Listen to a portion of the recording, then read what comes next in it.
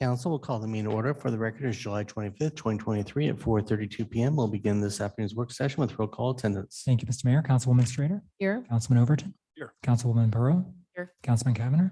Here. Councilman Borton. Here. Councilman Hoagland. Here. Mayor Simison. Next up is adoption of the agenda. Mr. Mayor, Councilman Hoagland. I move adoption of the agenda as published. Second. A motion and a second to adopt the agenda as published. Is there any discussion? If not, all in favor signify by saying aye. Aye. Opposed, nay. The ayes have it, and the agenda is adopted. Next up is the consent agenda. Mr. Mayor, Councilman Hoagland. I move that we approve the consent agenda and for the mayor to sign and clerk to attest. Second. I have a motion and a second to approve the consent agenda. Is there any discussion? If not, all in favor signify by saying aye. Aye. Opposed, nay. The ayes have it, and the consent agenda is agreed to. There are no items moved from the consent agenda, so we will move right into department commission reports.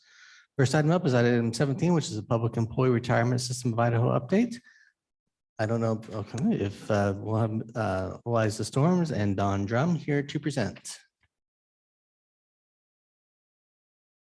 Good afternoon. Good afternoon. Thank you, Mr. Mayor. I have a handout here.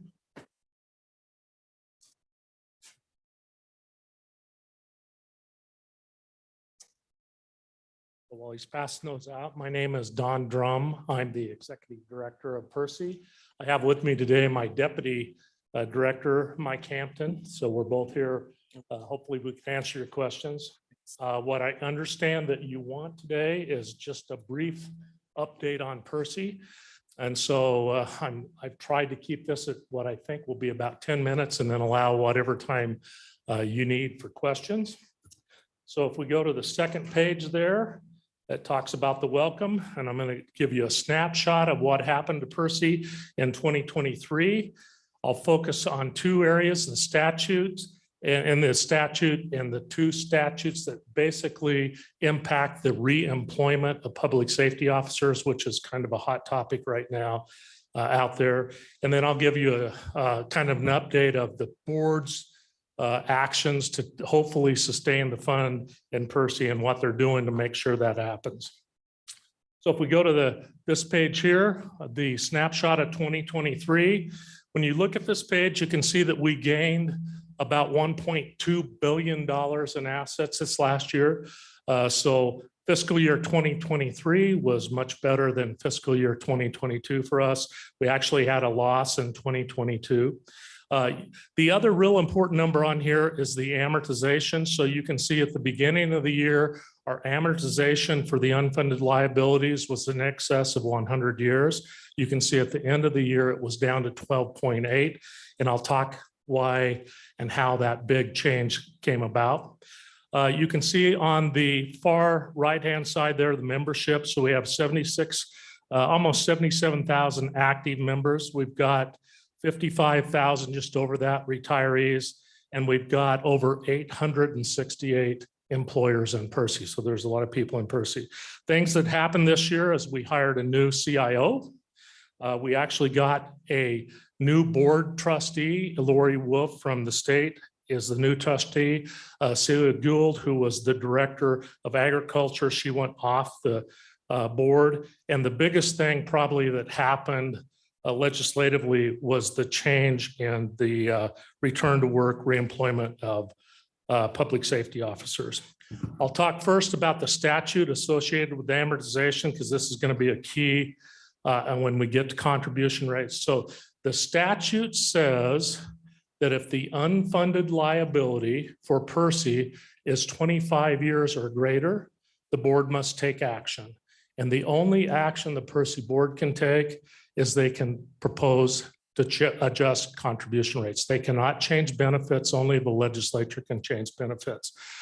So in this last year, because we were over 100 years, they had to propose some contribution rate adjustments. And on the next page here, I'll talk through these 4 adjustments. So one of the very first things the board did is historically, we really haven't readjusted who was paying the rates and the amounts they were paying between the classes of employees or members in Percy. So Percy has 3 classes. They have general members, teachers, and public safety. And what we found was general members were paying the greatest share of the unfunded liability. And so the first thing the board did is they said, in fairness to everybody, we should have each class paying the same percentage to the unfunded liability. So beginning July 1 of this fiscal year, 2023, we implemented the first rate increase here, and we call that the fairness adjustment. And that makes every class paying the same percentage for the unfunded liability. Then in order to get their amortization back down under 25 years, they had to propose rate increases. And the proposed rate increases are the three listed below here. So historically, when Percy is over the 25 years, they historically have done 3 rate increase proposals. By law, we have really about 18 months to decide whether we need to implement those, and if we don't need to, we can postpone them. And if we get well enough funded in the future, we can eliminate them. Historically, we propose 3 rate increases, and we generally postpone them for a couple of years. We generally implement one of them and hopefully can eliminate the other 2. That's kind of been our history. This year, we proposed the 3 rate increases. And if you look at those, you can see the final 2 are rather significant. The reason they're significant is we actually thought we were going to lose money again this year. And so we built in enough cushion where if we lost money in FY23, we could absorb that with the rate proposals we had on the table. We actually in FY23 made a net return of 9.25%. So we're in pretty good shape right now. The board has a lot of actions as they consider what they're going to do with these rates, and they'll make that decision between now and October. And they have the ability to postpone them. They have the ability to do several other things, and we'll just wait and see what they do. I'll quickly talk about return to work. So return to work this year was a bill that was passed. It affected State Code 591356.6. With this bill, what the bill drafters wanted to do is have the ability to rehire retired public safety officers. And they also wanted to be able to rehire them within 30 days of their termination. Normally, we have a 90-day break. They changed it to 30 days, which is acceptable. So the requirements for that are that you simply have to retire from Percy. You have to be over 50 years of age, and you have to retire after July 1.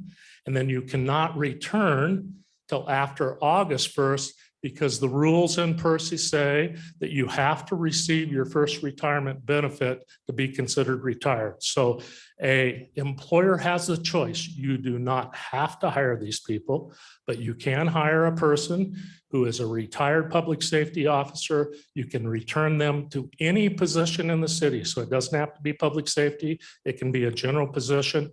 And the other requirement is the employee and the employer must pay a contribution rate. And the reason that is what we've found historically is when these return to work things happen, it changes the retirement pattern of the plan. It drives up the cost. And because of that, we're going to have them pay the contribution rates to help pay for the cost. And then the final slide I'll talk about, and then I'll stand for any questions, is sustaining the fund. So there's been a significant amount of talk by our Percy board over the last 3 or 4 years about sustaining the Percy fund.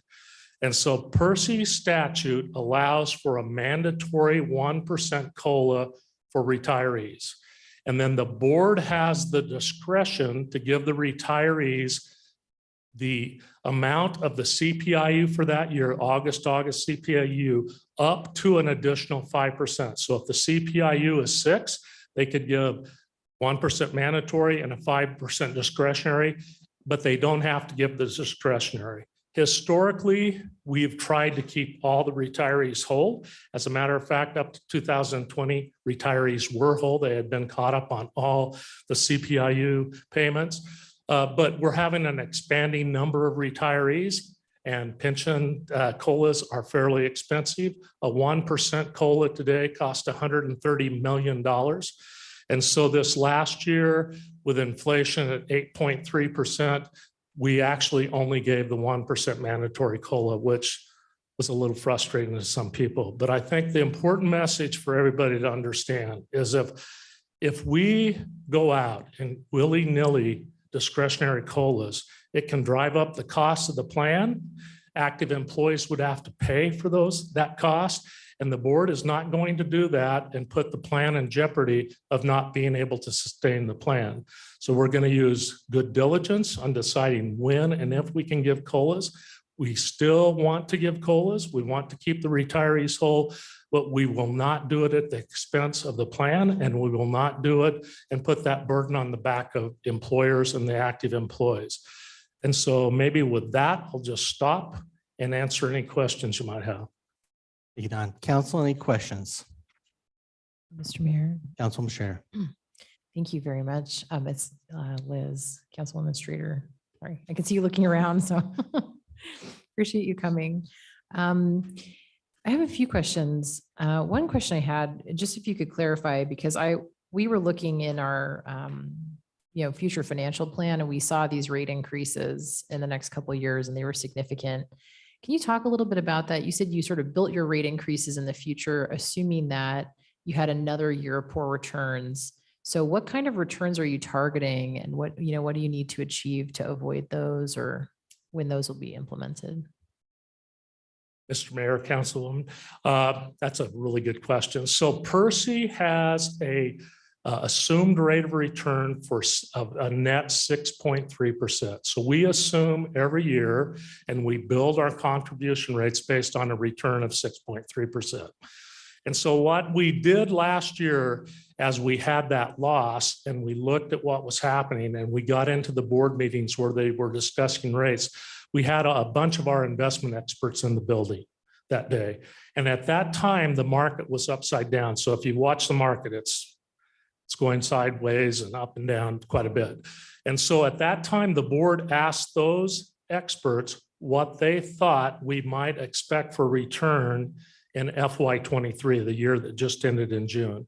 And that day, the experts said, we think you should expect a return of 0 to a -6.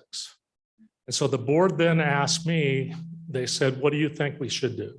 And I said, well, one thing you could do, rather than possibly having to propose rate increases 2 years in a row, is you could try to propose a rate increase that would absorb a 6% loss. And that way you would only have to make one proposed rate increase. And then if it turns out like it historically does, if the market recovers, we can adjust those rate increases. So we assumed a 6% loss rather than a 6.3% gain when we set those rates as high as they were.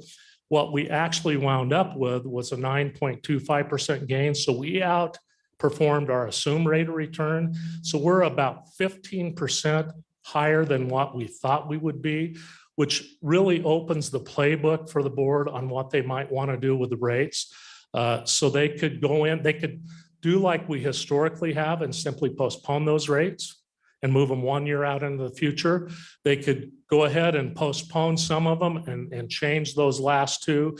So I guess my advice from a budget standpoint would be we're not out of the woods yet with the volatility in the market. I think if I were budgeting, I would assume maybe our rates are going to go up 1.5% to 2%. And then we want to see the market stabilize. And if it stabilizes, hopefully we can eliminate some of those rate increases in the future. And we really won't know for probably another year what's the stabilization you're going to see in the market. I hope that answers your question. Mr. Mayor, Councilwoman Schrader. it does. Is there like a statutory cap, or is there any type of capping mechanism within the structure of Percy? In other words, let's say that, not that this would happen, but it wouldn't be unusual for markets to correct by 50%. It could happen. It's happened many times historically. Let's say that we have like an unprecedented correction or recession or even a depression. Is there a limit to the amount of rate increases that Percy can put through to its members? That's another good question. So, Councilwoman, so there's not anything in statute that limits it. So the limit is the tolerance of the legislature and the tolerance of our employers. And so I've been preaching as I tour the state and meet with employers for probably 5 years. I think there's a glass ceiling out here on where rates can go to. I don't know where we are, but I'm guessing we're pretty close. Okay. And so my assumption is that when we get to that glass ceiling, there's going to be pressure from employers like you or pressure from the legislature to make changes, appropriate changes to Percy to try and control the contribution rate growth. And so I think we have to keep that in mind. I would say I don't think we're at the glass ceiling today, but I think we're very close. And one of the things that I preach to people to keep in mind, when you make a benefit enhancement like the reemployment, it may be a very good enhancement and it may have benefits for all the employers, but it increases the cost of Percy and it brings you closer to that glass ceiling. And when we get there, we're going to have to be ready to make adjustments. And my advice would be that I think we ought to start thinking about those adjustments now. Percy was built for a 1960s workforce. Think about the workforce today. The workforce is way different. So I think our rules associated with your rule of 80, your rule of 90, and some other things could be tweaked. You could actually provide, but you could tweak the system and make it more sustainable. Mr. Mayor. Councilwoman Schrader. Sorry, one more, and then I promise to stop hogging the mic. Is your investment mix very sensitive to interest rates? Is that part of the problem? Are you very heavy into fixed income, or, kind of give us a flavor for how Percy invests? We have a very diversified investment. So we're 70-30, we're 70% in equities, 30 in fixed markets. We don't have a heavy investment in fixed income. We're probably heavier in equities. We tend to be somewhat conservative. So if you were to look at other pension systems, I'll take this year, for example, where we had a 9.25 net return. If you were to look at some of our peer systems, they may have had a better return. So we don't try to outperform the market in the good times. Where we outperform the market is in the bad times. And so we recover fairly quickly. And I can go back to the Great Recession. And at the bottom of the Great Recession, 18 months after it bottomed out, Percy had more assets than they had when we went into the Great Recession. We recovered very quickly. I was just going to say, it was a very tough year for investors that had a 60-40 or 70-30 portfolio. So you got hit twice. You got hit on the interest rate side and you got hit on the equity market. Right. So hats off. Mr. Mayor. Councilman Overton. On full disclosure, I sit up here as a Percy retiree. 27 and a half years in Percy. And during that time, I watched many, many years when the scheduled increases would be set back year after year because the markets were doing well. As a retiree looking at it from the other side, when that 1% came up this year, I understood because my son's in Percy now.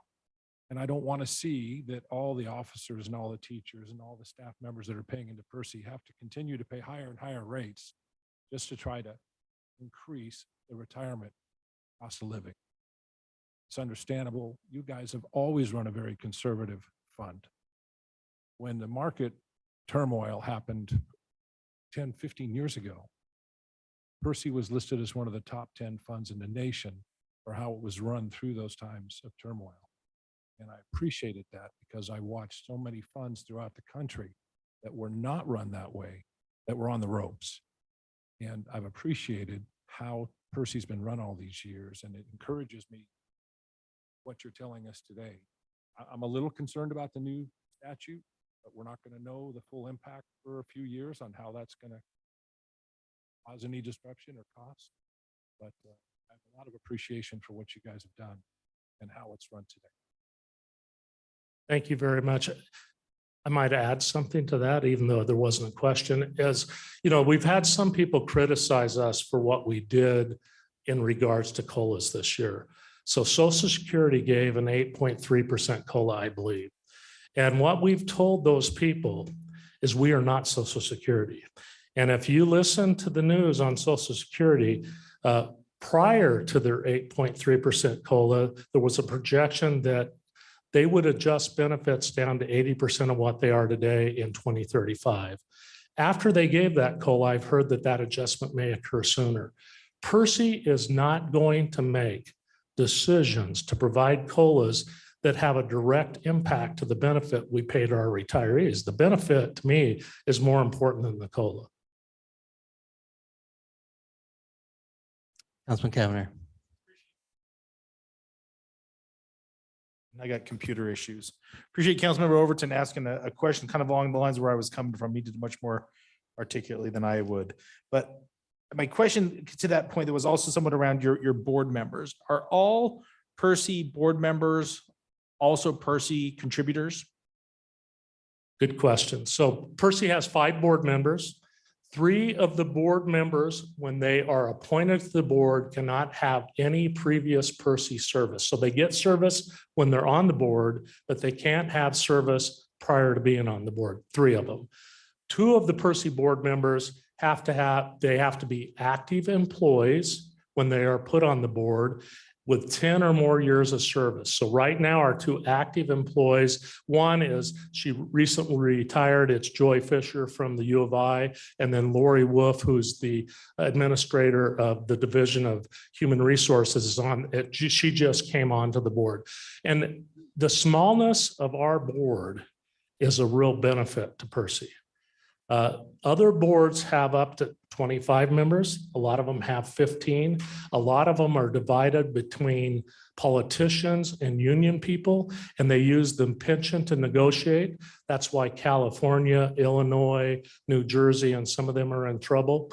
And so one of the strengths of Percy is the fact we only have a 5-member board, and the board and employers and governor and all the legislatures have taken care of this fund. You have one of the best funds in the nation.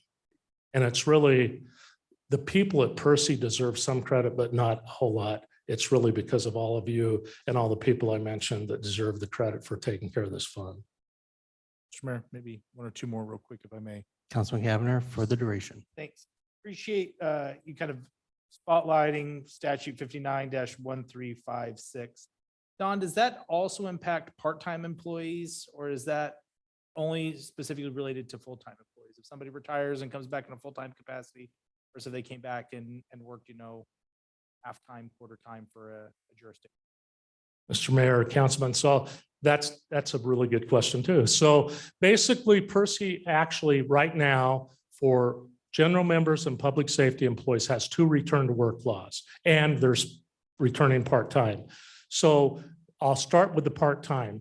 Under Percy rules, if you retire and want to come back to work part-time, you have to wait 90 days. You can come back part-time. Part-time is working 19 hours or under 20 hours a week, or for 4 months and 28 days, you can work full-time, then you have to take a 30-day break.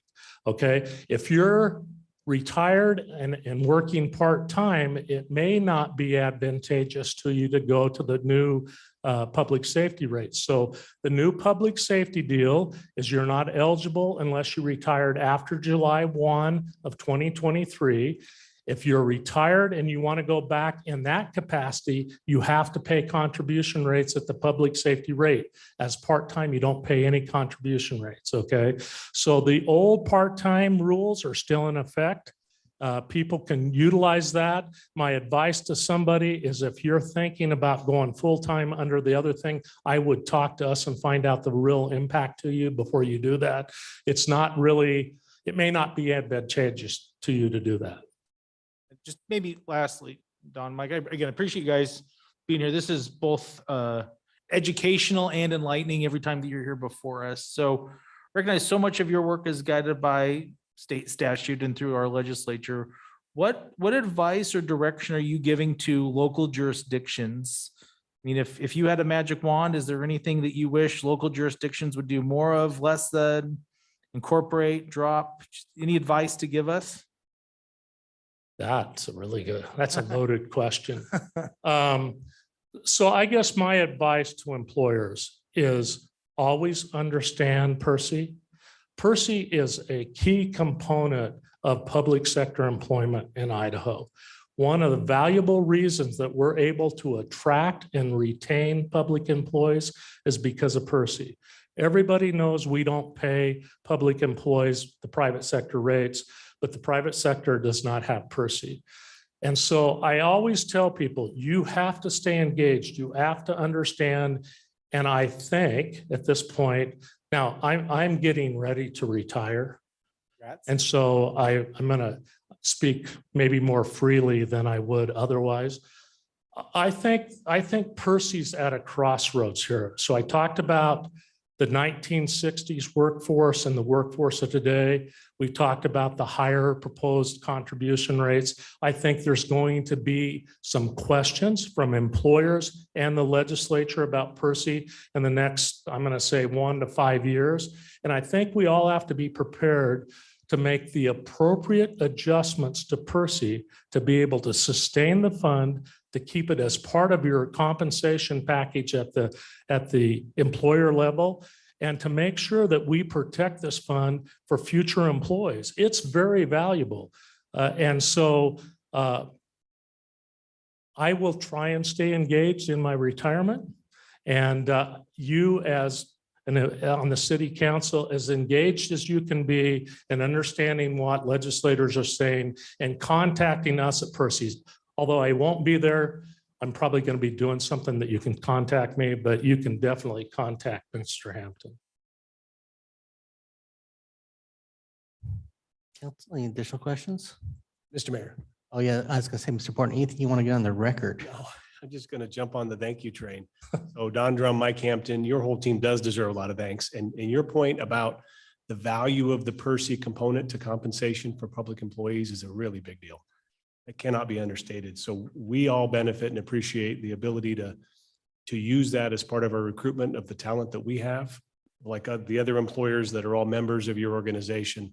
The stewardship that you talk about, the hard work that your board does, the secret sauce that you've cultivated over the years has paid huge dividends throughout the state. Meridian has benefited immensely by what you've done and the track record you've created. So as a city council member and also as a friend, a big thank you to that Thank you. leadership. That's tough. You get a lot of arrows pointed at you. The session can be tough every year, but you hold to a true north, and we all are grateful for that. I for one, am very appreciative. You and Mike Hampton have done a phenomenal job, and I look forward to the continued success that you provide. Thank you. Well done. So Councilman Morton, do they play better offense or defense? So I was telling stories from old Optimus football days. I won't put any of that on the record. Fair enough. We'll just leave it there. So. All good. Mr. Mayor, I could share one story if you have time about Please. offense or defense. And not about Optimus football, about Percy. So I'm a big advocate for personalized service, and I'm a big advocate for touring the state and keeping employers informed and working with the legislature and all that. And nationally, I tell people about my travels around the state, and I put 12 to 15,000 miles on my car almost every year doing this.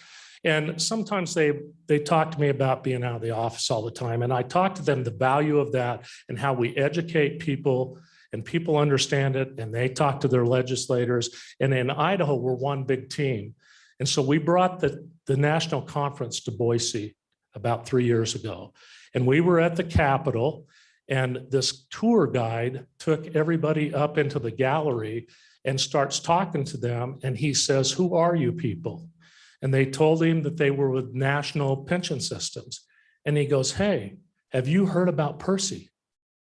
And he starts telling them all the stuff that I distribute in these handouts. This is a guy that just a public employee just working at the Capitol that wasn't prompted. And they all look at me and smile thinking I had prompted him. I hadn't given him anything. So you guys protect our system. Our members take care of it. And when they learn about it and we give them the tools to defend it, they do a good job. So I think maybe that's defense. with a little bit of offense added. Thank you. Appreciate it. Thank you, Don, very much for your time. Thank you. Like for being here. Appreciate it very much. Okay. All right, with that, we will go on to item 18, which is strategic plan biennial update. Mr. Coons. IRL. Or the request of council. There you go. I am here. Except this one works better.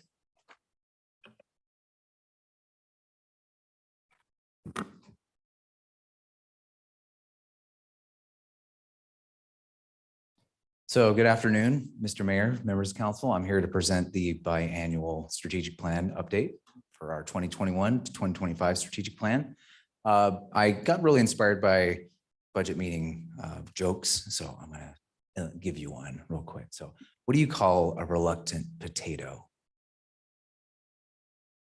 A hesitator. Yeah. Okay. Sorry about that. Okay. I'm gonna get this stuff. So this one works. Okay. So on the agenda, so I've got a recap of what's been achieved during this past plan period from January to June.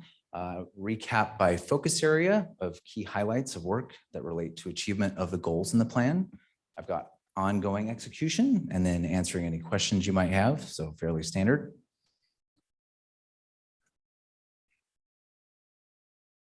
So from the January to June recap, this represents half a year of achievements and execution in the plan. I'm happy to report that we have completed 89 of the 354 tactics in the plan, which is about 25% of the total tactics. There's currently work being done on 90% of the tactics in the plan. So, good key achievements there. I wanted to highlight some of the key achievements that have happened since we executed the plan in 2021. You all as a city council developed the focus areas and the goals and adopted them in early 2020. And in 2021, we started execution of the plan.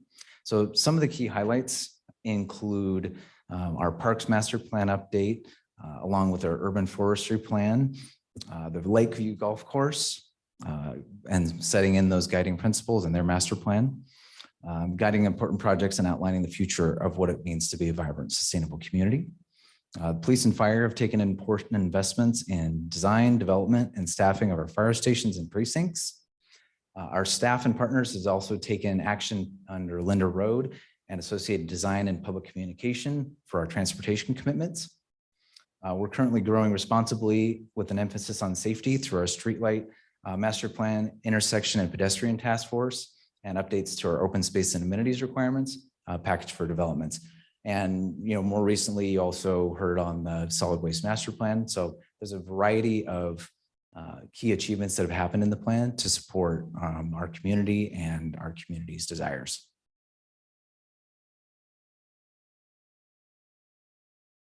So I'm going to go through by focus area and highlight some of the key work that's been done from January to June of this calendar year.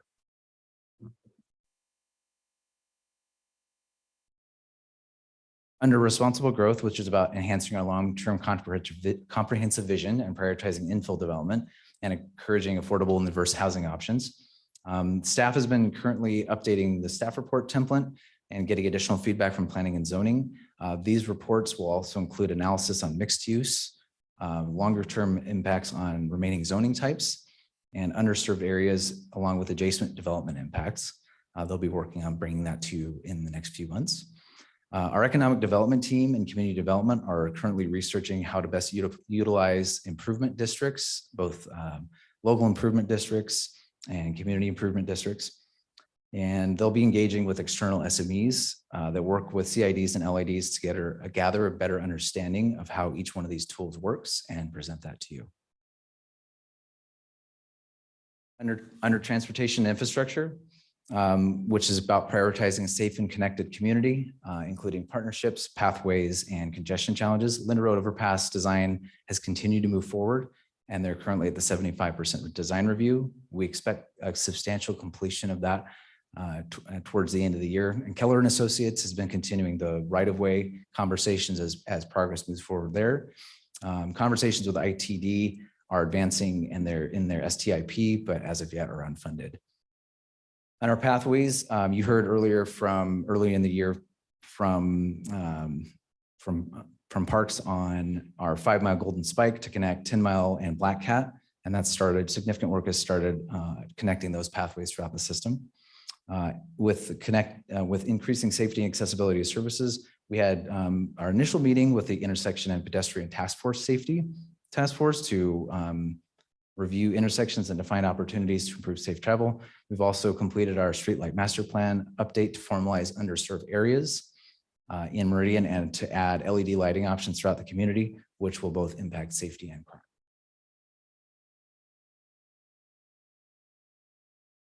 Under public health and safety, more recently, fire department community risk assessment and community standards of cover document were updated and will serve as part of our accreditation process.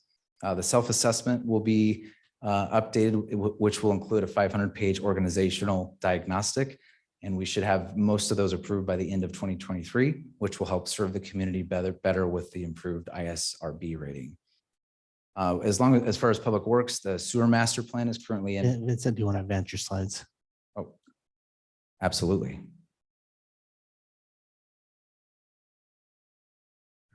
Thought I did, apparently I didn't. The sewer master plan is in final stage and will be ready shortly for the sewer master plan. The wastewater recovery facility plan and water master plan task orders have been developed and approved, and these plans will be underway in FY24.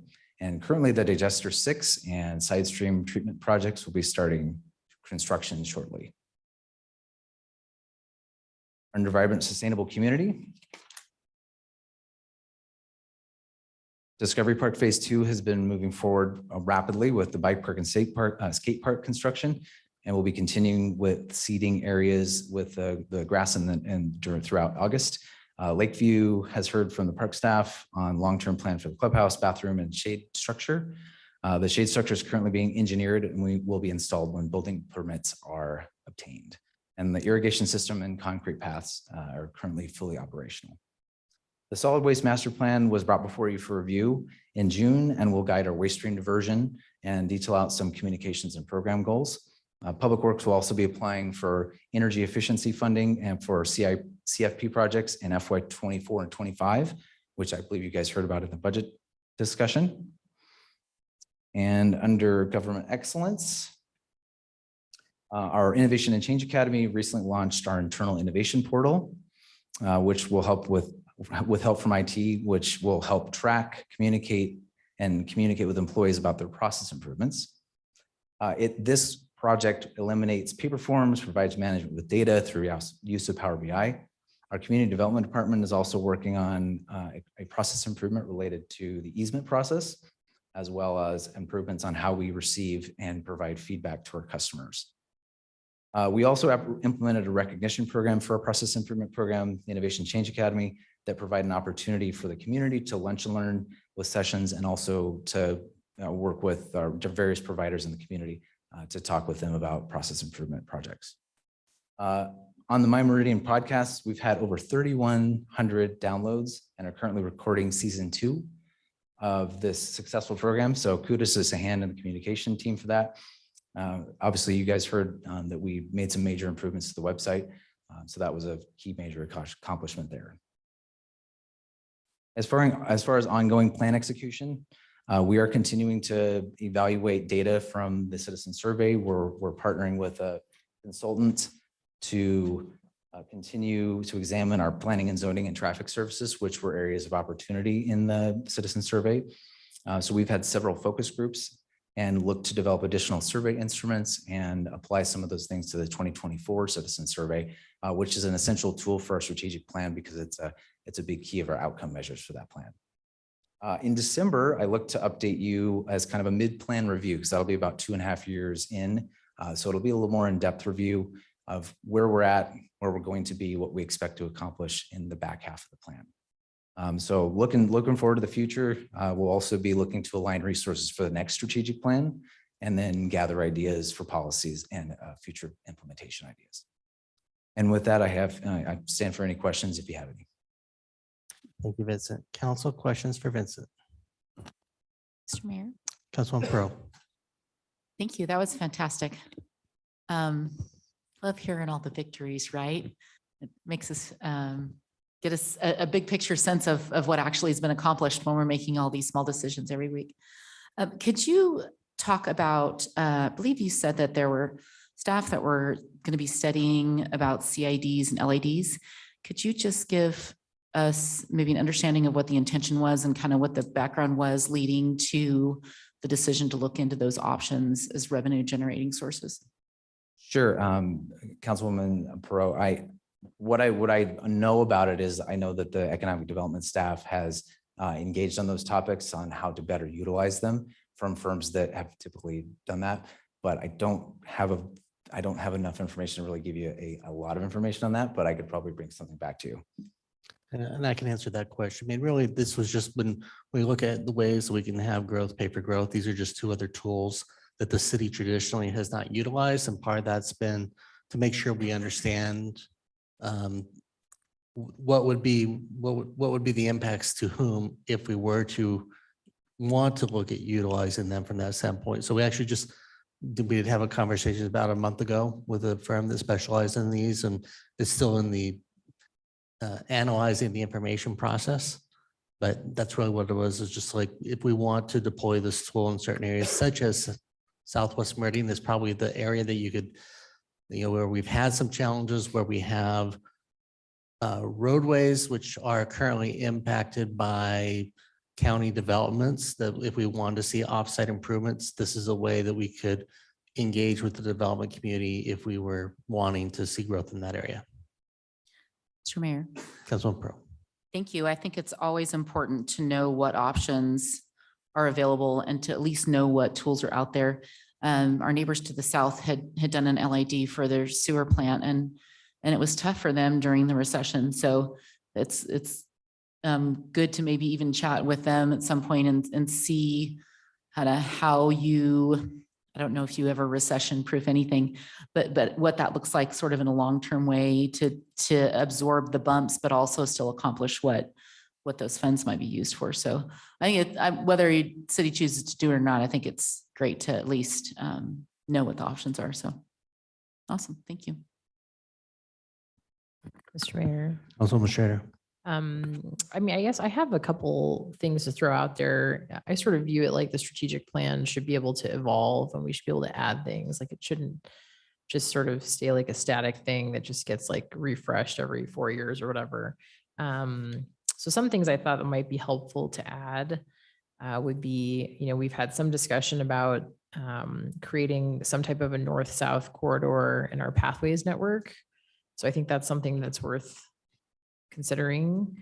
There's been a lot of discussion about making sure that our fire department is resourced for fighting fires with larger high-rise structures. I know that there was some discussion and a little bit of work done on that. So that's something to discuss. On the water quality one, I just think we should dig into that a little bit. Uranium content in our water has been a point of discussion. It sounds like that's gotten a lot better. But I think that's something to keep an eye on, as well as, the PFAS chemicals, the forever chemicals, or something that's kind of emerging. And then my final suggestion is, I think we need to continue doing a city employee survey. I think that's important to make sure that we're focusing on government excellence and have a good pulse on what's going on in our different departments. So I just wanted to throw those ideas out there. I think those are things that we could add to the plan that we've at least had like a lot of discussion about, or at least some discussion about. I think it would be good for us. It's easy sort of to the end of a term to like take your eye off the strategic plan. And I just feel like it's really important to continue updating it and make sure those ideas kind of move forward.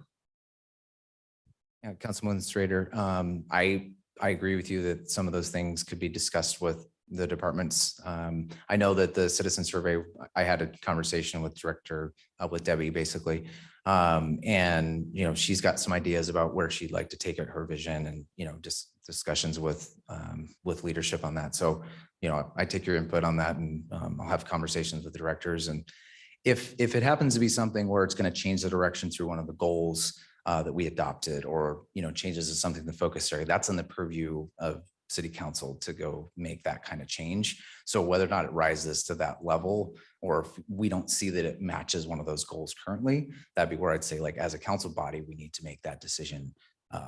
If it's going to be achieved in this plan, because there are 2 years left, 2.5 years left. So if as a body, we feel that those are directions we want to go and it's not currently represented in the plan, otherwise the departments can make strategies and tactics to do those things. If as a city, we're willing to make that direction. So. Councilman Cavanagh. Vince, I gave you a hard time for the joke, but the presentation was fantastic. I appreciate you coming before us and coming back and doing it in person as opposed to video. It helps, I think, the conversation flow. A couple comments. One, credit to you, directors, mayor. This really is a city strategic plan. I've been very critical of past iterations. They felt very operational. This is much more aspirational. And so a couple of comments and maybe some challenges. To Councilmember Strader's point, I think that we need to start looking at our citywide strategic plan as less than a 5-year bubble. And these are evergreens, right? We shouldn't have to wait to propose new goals until 2025. And so I think looking to you, Mayor, Vince, our directors, to bring those goals, maybe it is on an annual or a biannual basis, I think makes sense. If there are other tactics that need to be explored, I know that doesn't fall into the purview of council, but I think sharing that and informing of that is also beneficial. And then I think because of you and your team's success, the challenge is we need to start thinking bigger than just the city strategic plan. We need to start looking at maybe 10-year period for our community as a whole.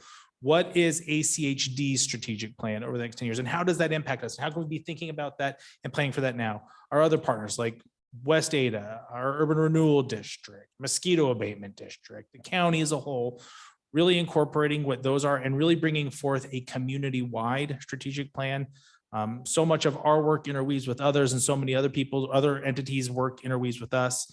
As much as we can build a cohesive plan that impacts Meridian citizens, I think that's the direction we need to go. And I think because of your great work, I think we're positioned to be able to do that well. Thank you. Councilman Cavanagh, I appreciate that. I think for the next strategic plan, that building that momentum into, what can we control, what's in our lane, but how can we impact others and how do they impact us is definitely going to be important. What kind of aspects from the business community can we integrate? So I think taking all that, we started that really well in this iteration of the plan, but I think expanding upon that, using our citizen survey as a feedback tool, and expanding what we ask our citizens, as well as working with our partners, absolutely is something that we want to do. And I'm already thinking about the future and planning for that next strategic plan. So. Also, additional questions or comments?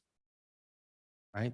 Thank you, Vince, for coming back from vacation. And I know you didn't want to, but council really appreciates you coming back and doing this presentation for us. So, and with that, Miranda, we're going to punt on you for a few minutes just to make sure we get our guests squared away.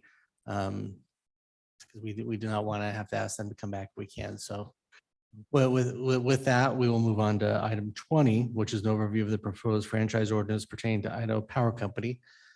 And Mr. Steimer is going to present, but we do have Paris Dick from Idaho Power here as well as a backup resource if necessary. Thank you, Mr. Mayor, members of council. As the mayor just mentioned, this is a brief presentation relative to a proposed franchise ordinance relative to Idaho Power. The idea was to give you a brief presentation this evening. We also on your regular meeting have an ordinance for your consideration for first reading if you're so inclined, but we wanted to provide some context before you consider the actual ordinance for a couple of reasons. One is we don't deal with franchise ordinances often. This is a good example where our ordinance or a franchise with Idaho Power dates to 1998. It had a term of 25 years. And so we as a city have not thought a lot about that franchise for some time. The agreement or the franchise will terminate toward the end of this year, around November 1st of 2023. And so Idaho Power and the city are both interested in entering into a new franchise that would cover the next period of time.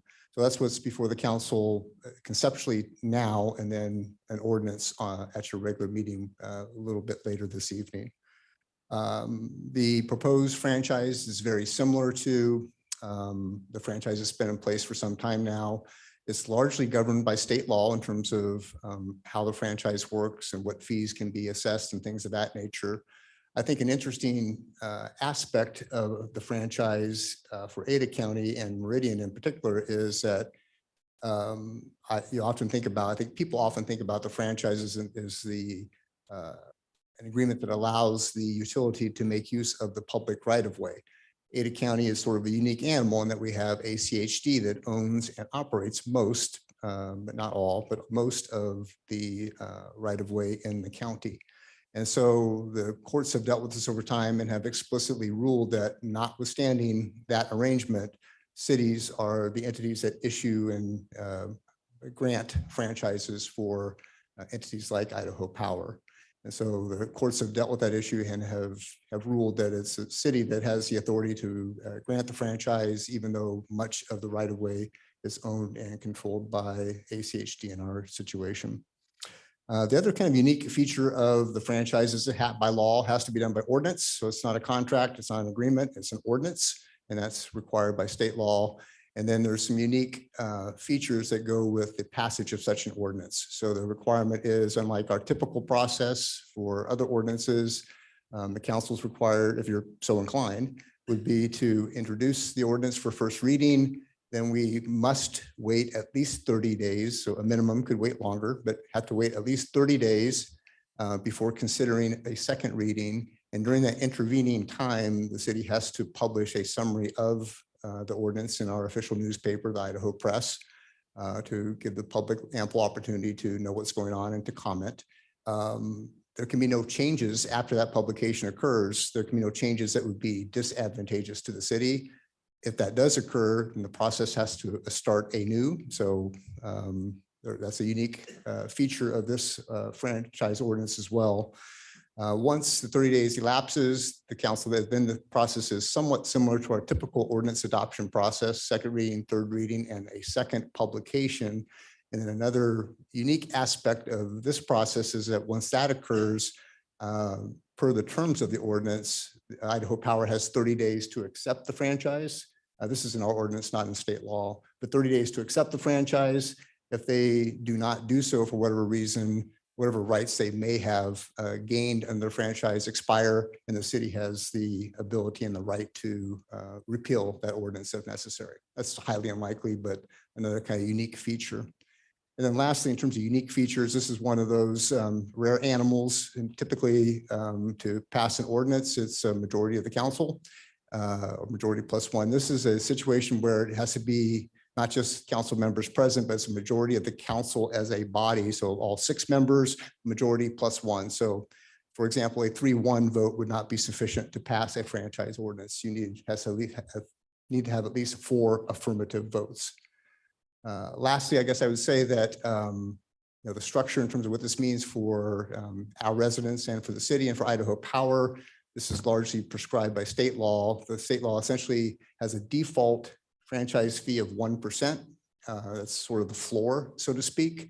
I think is a fair way to describe that. That's what is proposed in this franchise ordinance that you'll consider later this evening. In theory or by law, that fee could be as high as 3%, but that requires the Idaho Power in this instance to agree to that or a vote of the people. Meridian has typically always done the 1% fee, which is essentially the lowest fee contemplated by law. I think that's good for our community and good for our residents. My understanding is that this shows up on our residents' bill as a line item, 1% of gross revenue. It's a fairly modest number. Depends what your electric bill is per month, but it's 1% of the gross amount. And we look at that in the aggregate, it's 1% of gross receipts or gross revenue for Idaho Power, less uncollectibles. And that becomes the franchise fee that the city receives. And just to provide some context for that, and going to Our last audited fiscal year, FY '22, that number was just over $800,000 and has increased as, of course, as the community increases and our population increases, that number has continued to climb over time. So all that is by way of a background just to, because there's some unique features of a franchise ordinance. That's just to provide some context for you. As I mentioned, you'll have the opportunity to introduce the ordinance later tonight during your regular meeting if you choose to do so. And as the mayor mentioned, we do have a representative from Idaho Power tonight, Paris Dickerson, who we worked collaboratively with Idaho Power on drafting this ordinance. And so we both are available and stand for questions.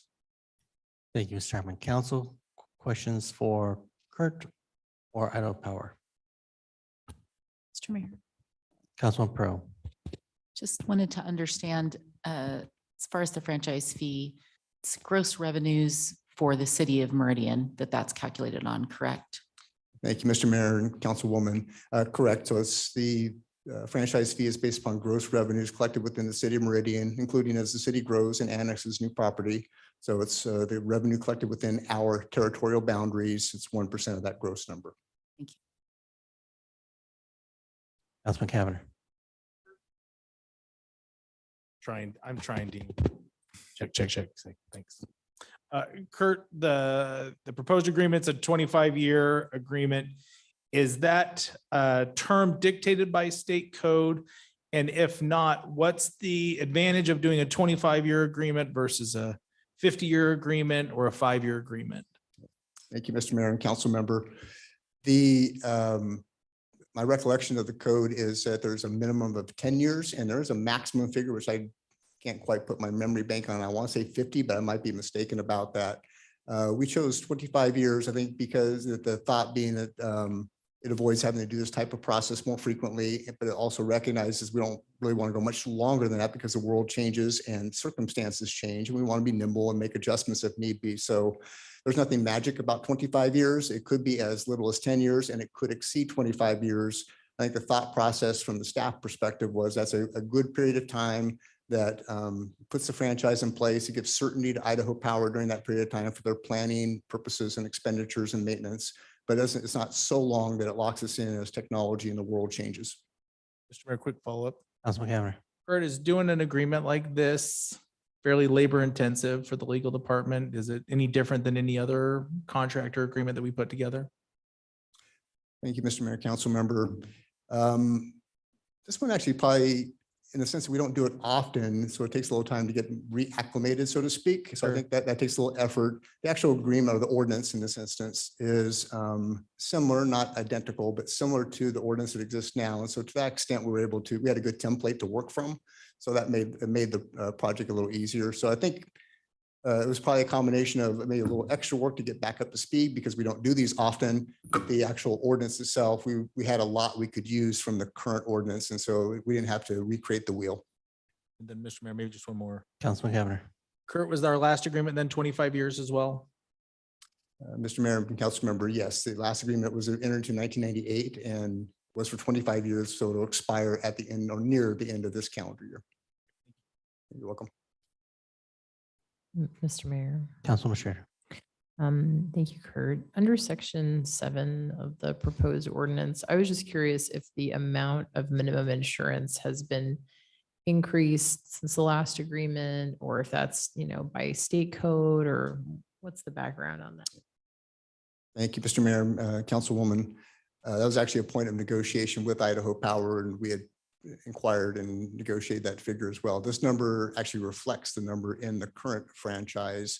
Idaho Power's response was, this is typical with other franchise ordinances, but more compelling for the city is that because of limitations in Idaho with our tort laws and the amount of exposure to the city that provides adequate insurance for those event possibilities or for liability. So we were satisfied with that answer that because of the Tort Claims Act, that this is adequate protection for the city. Here. Councilwoman Schrader.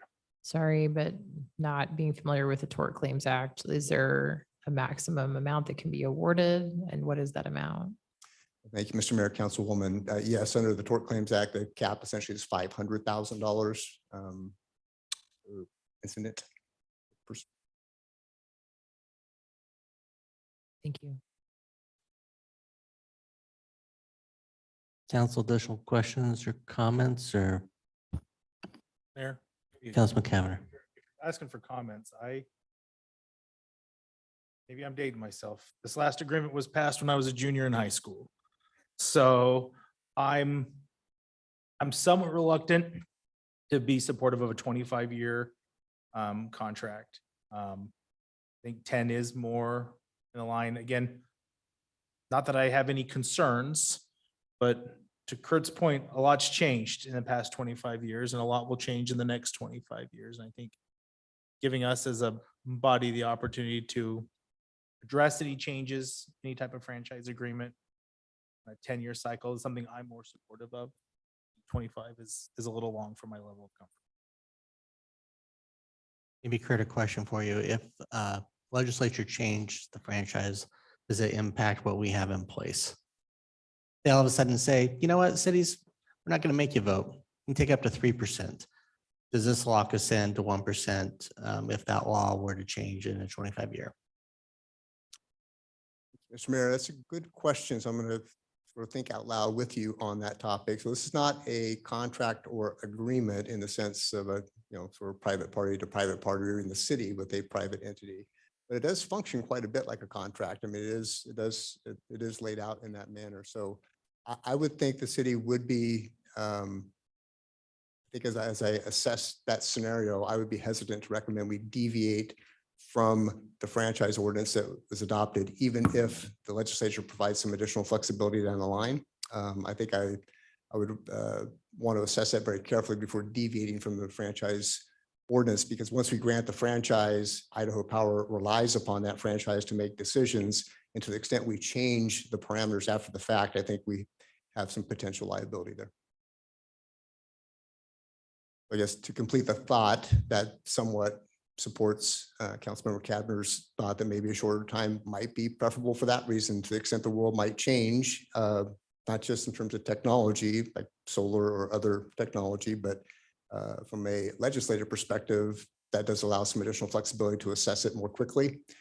I would say that this area of law the legislature has chosen not to change this area of law much, if at all, during that last 25-year period, but certainly the legislature could on a going forward basis.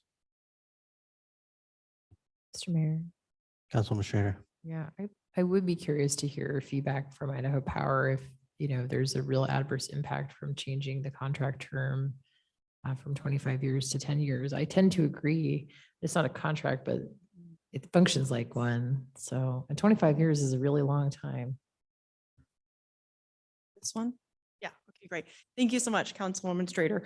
We really don't have any issue. If you guys would prefer to stick with a 10-year agreement, that's perfectly acceptable. As Kurt mentioned, that is the minimum that we like to see just because of the administrative elements of getting into these contracts or ordinances. But no issues on our end. If that is what you guys would prefer to do, we're happy to entertain that and make those quick changes in the ordinance. Anything else for Idaho Power right now? Mr. Mayor, Councilwoman Pro. my question's similar to the mayor, but opposite, which is if the state were to decide to increase the minimum franchise fee, that the document doesn't read like that would then follow, or that it doesn't state, the cities would have X amount of time then to update their ordinance. It really doesn't go into that possibility and how that would need to play out. Mr. Mayor and Councilwoman, that's my recollection of the ordinance as well. It's that it sets a franchise fee at 1% of gross revenue minus uncollectibles. So I don't think, even if there are external changes, legislative or otherwise, I don't think that would change the content of the ordinance. If that answers your question. But the 1% is codified, so to speak, within the ordinance. Mr. Mayor, Councilwoman Pro. my question was if the state were to increase the minimum franchise fee, say from 1% to 1.5%. Are you saying that if our ordinance is at 1%, we would stay at that 1%, even if the legislature, for the term of the contract, even if the legislature were to increase the minimum? Mr. Mayor and Councilwoman, we would want to assess the facts at that point in time, but my thinking is similar, my answer, I guess, is similar to what I mentioned a few minutes ago in response to a different question, is that although the franchise ordinance is not a contract in a technical sense, it does function that way. So I'd be reluctant to deviate unless, state law said you shall charge 1.5%. That would state law would supersede, I would think. There's some other issues with that in terms of infringing on contracts and so forth, but we can talk about that later. But as a general response to your question, hypothetical, I would be reluctant to deviate from the franchise ordinance, even though external things may change, because I think it sets up an argument that Idaho Power relied upon the franchise ordinance to do X, Y, and Z in terms of making investments and amortization and things of that nature.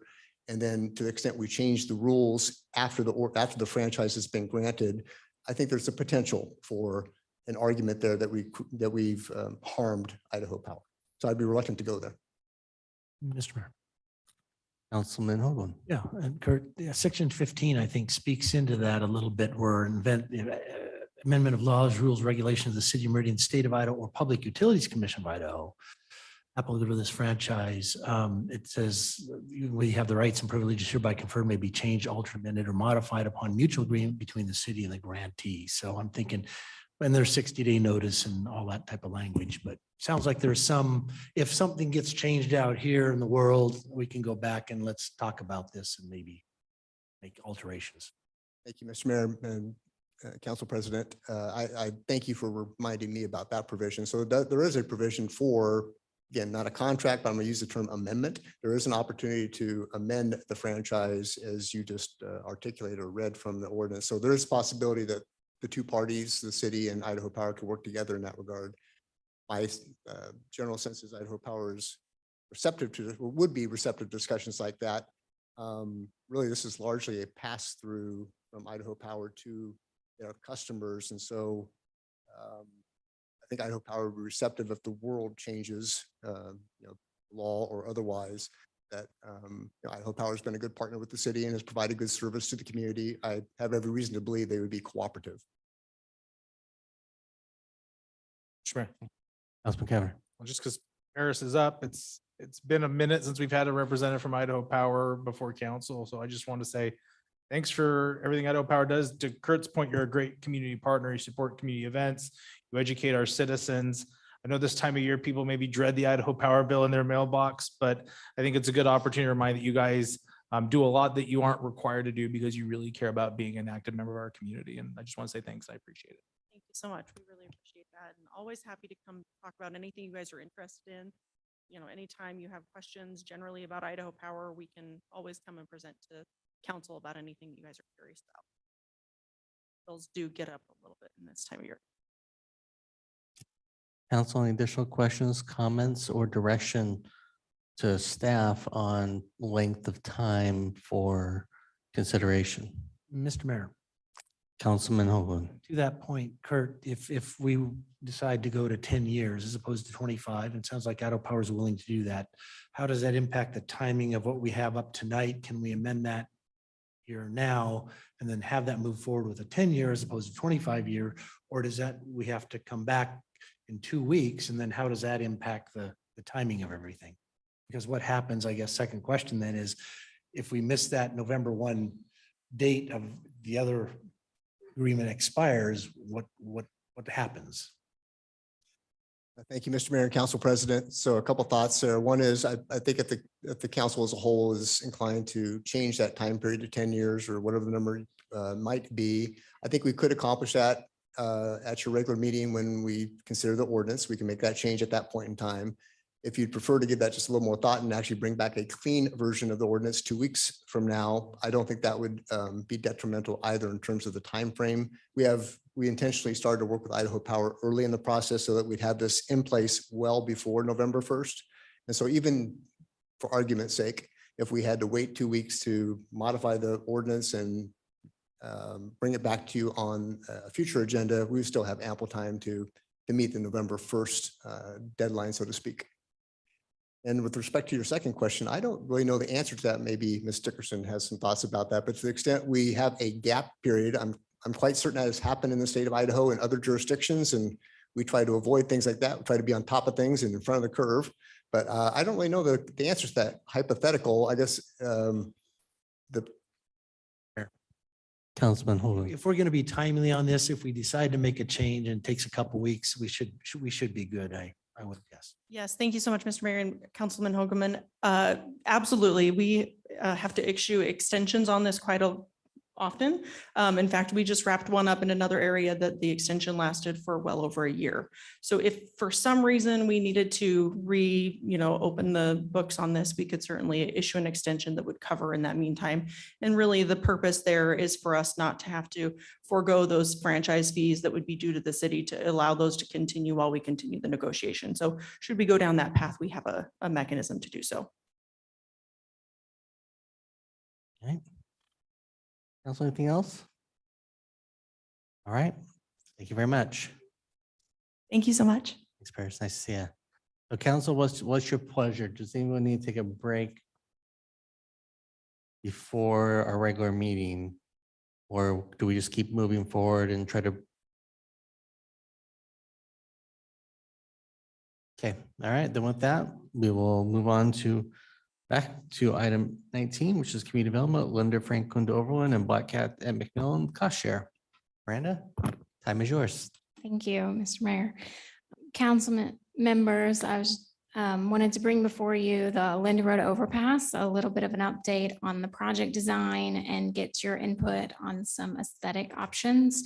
So standard with ACHD, we submit a cost share application and enter into a cost share agreement on transportation projects for any non-transportation components is what they call them, that we ask for. So the standards will be in those applications and in those agreements. And in addition to those standard requests, we wanted to get your input on some landscaping and aesthetic options. When I came before you in 2021, I know that was a while back, to talk about another landscaping option. The desire of council at that time was if there were opportunities in long corridors or in entryway corridors that we would come back and you'd entertain those landscaping options again. So in this case, both Linda Road Overpass and Black Cat McMillan project are projects that could fall into some of those long corridors if we decide as a city to do some landscaping, to partner with some landscaping on those. So I'll talk to you about the Linda Road options, and then Caleb will come up and talk about the Black Cat options, but they kind of overlap on the procedures for those. So we just wanted to bring them together for the sake of your time and the public's time. So on Linda Road on the Linda Road overpass project, on the widening and on the overpass itself. And as we have our task force, and they formed an aesthetic subcommittee, and that aesthetic subcommittee met a few times and reviewed several options for aesthetic improvements to that project. And of the options that they discussed, they recommended that I come before council to explore landscaping in some center medians, some buffer areas that are between the sidewalk and the vehicular lanes, and also some custom concrete stamping on the MSC wall and the pedestrian barrier walls. So on those center medians, on those buffers, in this case, they're 4-foot buffers. And see if I'm driving here.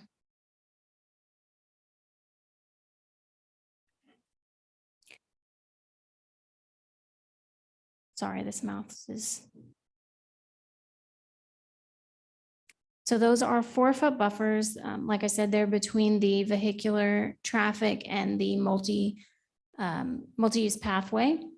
So those buffers in the past, we haven't had an option to do anything in those buffers. The thought was that the area was too narrow to allow any kind of landscaping. It would burn up in our climate.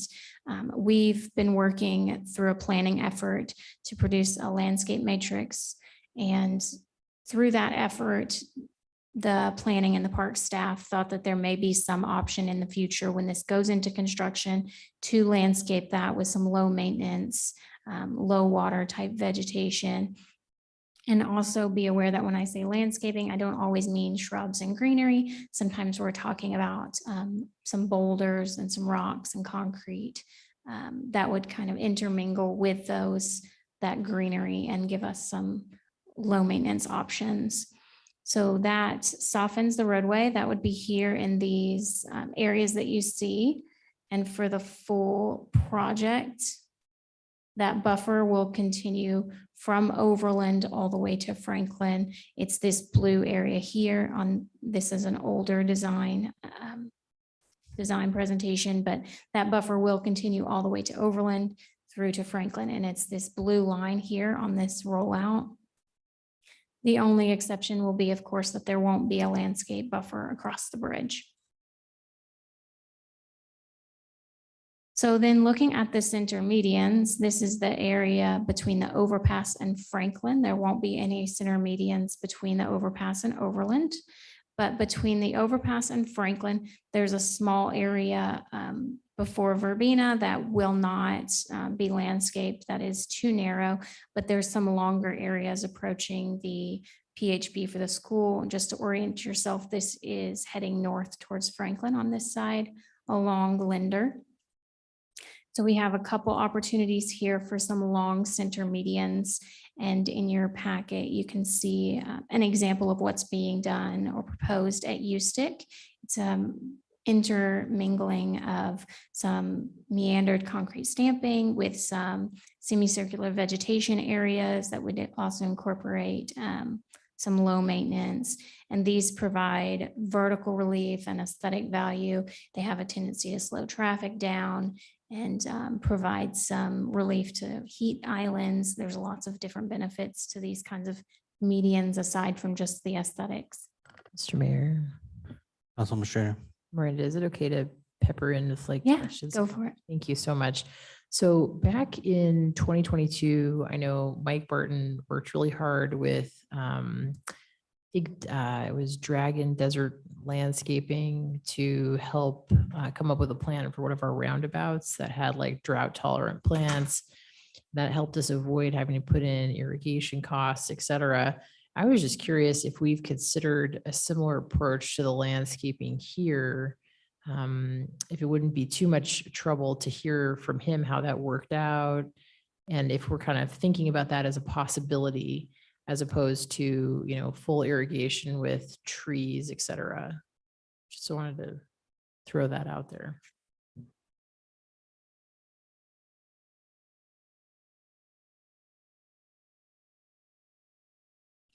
Mr. Mayor, good question.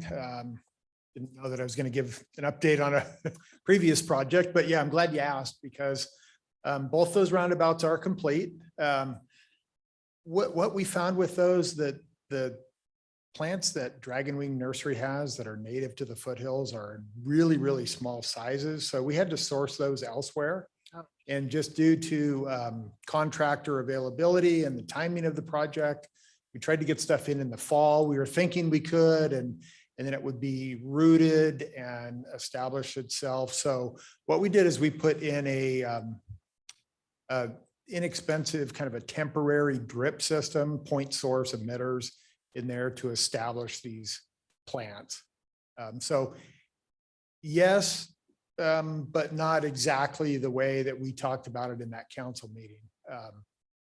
And over time, the plants become more and more drought tolerant. So yeah, and if there ever was a need to replace some of that material, there is available water. It's our plan to just turn it off eventually. But so that does play into some of this. There's additional cost in some of those temporary irrigation systems, especially for trees and that kind of stuff. But we have ways, I think, with what we've been working with to minimize water consumption, reduce maintenance, reduce the hazards to staff being in the center medians. And, I think we have a good plan with the USTIC Road median where there's 50% of it is stamped concrete. We have some boulders out there to protect some of the vertical elements, the trees. Doing things like keeping the irrigation away from the curb so it doesn't get run over. Just having plant material that's super low maintenance. We want, ideally you only go out there twice a year. Mr. Mayor. Councilwoman Strader. I really appreciate that because these are a significant investment And it does make a big difference on cost from what we looked at even 1 year ago. And I recall that the Ada County Soil and Water Conservation District had grant funds available for these types of projects. So I don't know if we've explored that here, but I'm just kind of throwing that out there, that that is something that's come up and, you know, certainly couldn't hurt to help have that subsidized if it's available. Like, sounds like you guys are putting some thought into drought tolerant stuff. It's low maintenance and not like we're gonna put huge swaths of turf out there or something ridiculous, hopefully.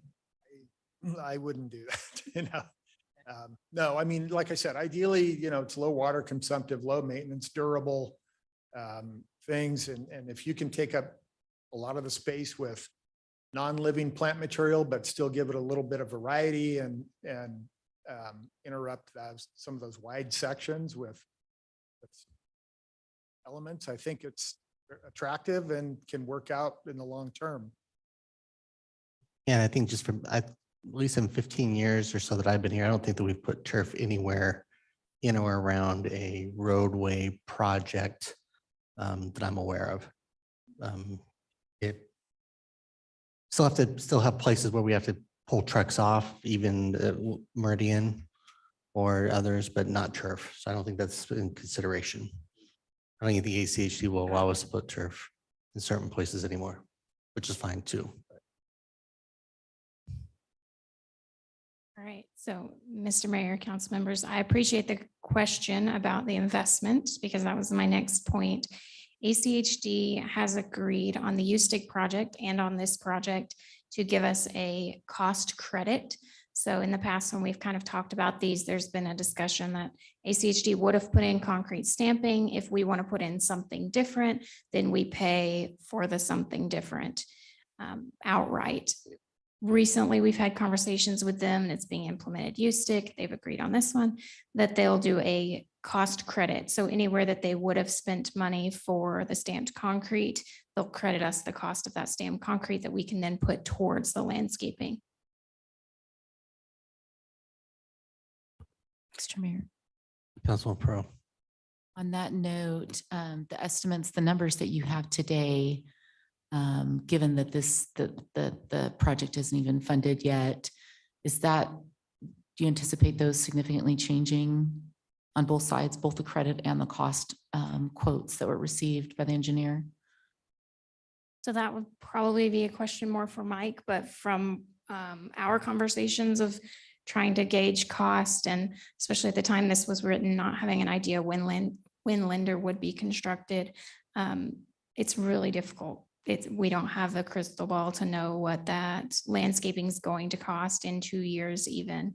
On USTIC, I can say we got about a $12 credit per square foot on the landscaping. I don't know what the cost will be when that's installed though.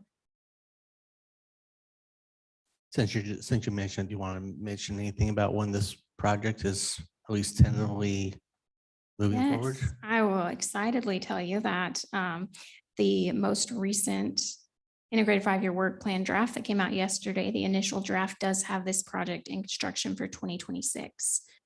So hopefully we'll get that through, and we're working on some stuff to get ITD on board as well to get their portion in. So if there's no other landscaping questions, I'm going to move on to this stamped concrete. So when we look at projects like this, when we look at projects with overpasses, there's the conversation of whether you do a full wall on both sides of the overpass. This is a better picture here. Whether you would do a slope, which is what you see on the south side, or whether you would do a full MSE wall. Maybe you do half height MSE wall and then a slope. So on this project, it was something that the project team discussed at length at multiple meetings. The decision was made that on the south side, there would be slope, and on the north side, there would be an MSE wall. The reason for the MSE wall is to reduce the impact to neighbors and to reduce the visual impact of that slope. Oftentimes ends up being a slope that's not well maintained. It's extremely difficult to maintain. And so in this case, we've got a neighborhood that's well-established with well-established trees that can kind of hide that MSE wall. We don't have to take their trees. We don't have to relocate the pump facility. So there was a decision made to do an MSE wall on the north side. With that decision comes the decision of what do you put on the MSE wall? If you leave those walls flat, you tend to open yourself up to graffiti artists. So that's anecdotal. I don't have any evidence of that, but anecdotally, flat walls that I've seen have graffiti. Stamped walls don't typically have as much graffiti. So the standard stamping that we chose for this project, the aesthetic team chose, was the stacked rock form liner. And when I say form liner, I'm just talking about a stamp that goes onto these MSE walls. Just a fancy word. They don't like arts and crafts, I guess. So they call it a form liner. So the standard that we picked was stacked rock.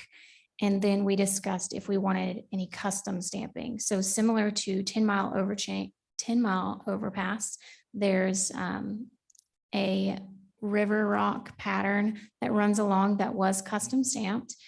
That's something that if the city wants, we would put up the funds for that custom stamping. The standard would be included in the cost of the project. So the custom stamping, we got a quote from Forsgren, which is the designer for the bridge. There's lots of options on where that custom stamping could go. We have multiple walls in this project. So we have the MSC wall that I just discussed and explained. Then we also have a wall for pedestrians that's on the pedestrian side here. You can see there's a small wall that pedestrians will have on either side. So one thing the aesthetic subcommittee was interested in was having some options here for the pedestrians, and then also having some options on this wall and on this wall for the vehicles to see as well. And then on the exterior of this smaller concrete wall. So the costs for those are included in your packets. The costs include the stamping and a custom color for the river rock pattern. The idea was kind of that this is a north to south corridor that will run from the river all the way up to the mountains. It'll be the longest corridor in Ada County, continuous corridor. So that was kind of the theme that we went with when we picked that. It also mirrors well with the 10 Mile interchange.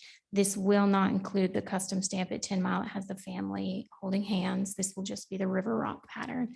So I just wanted to get council's interest on partnering on that stamping and on the landscaping.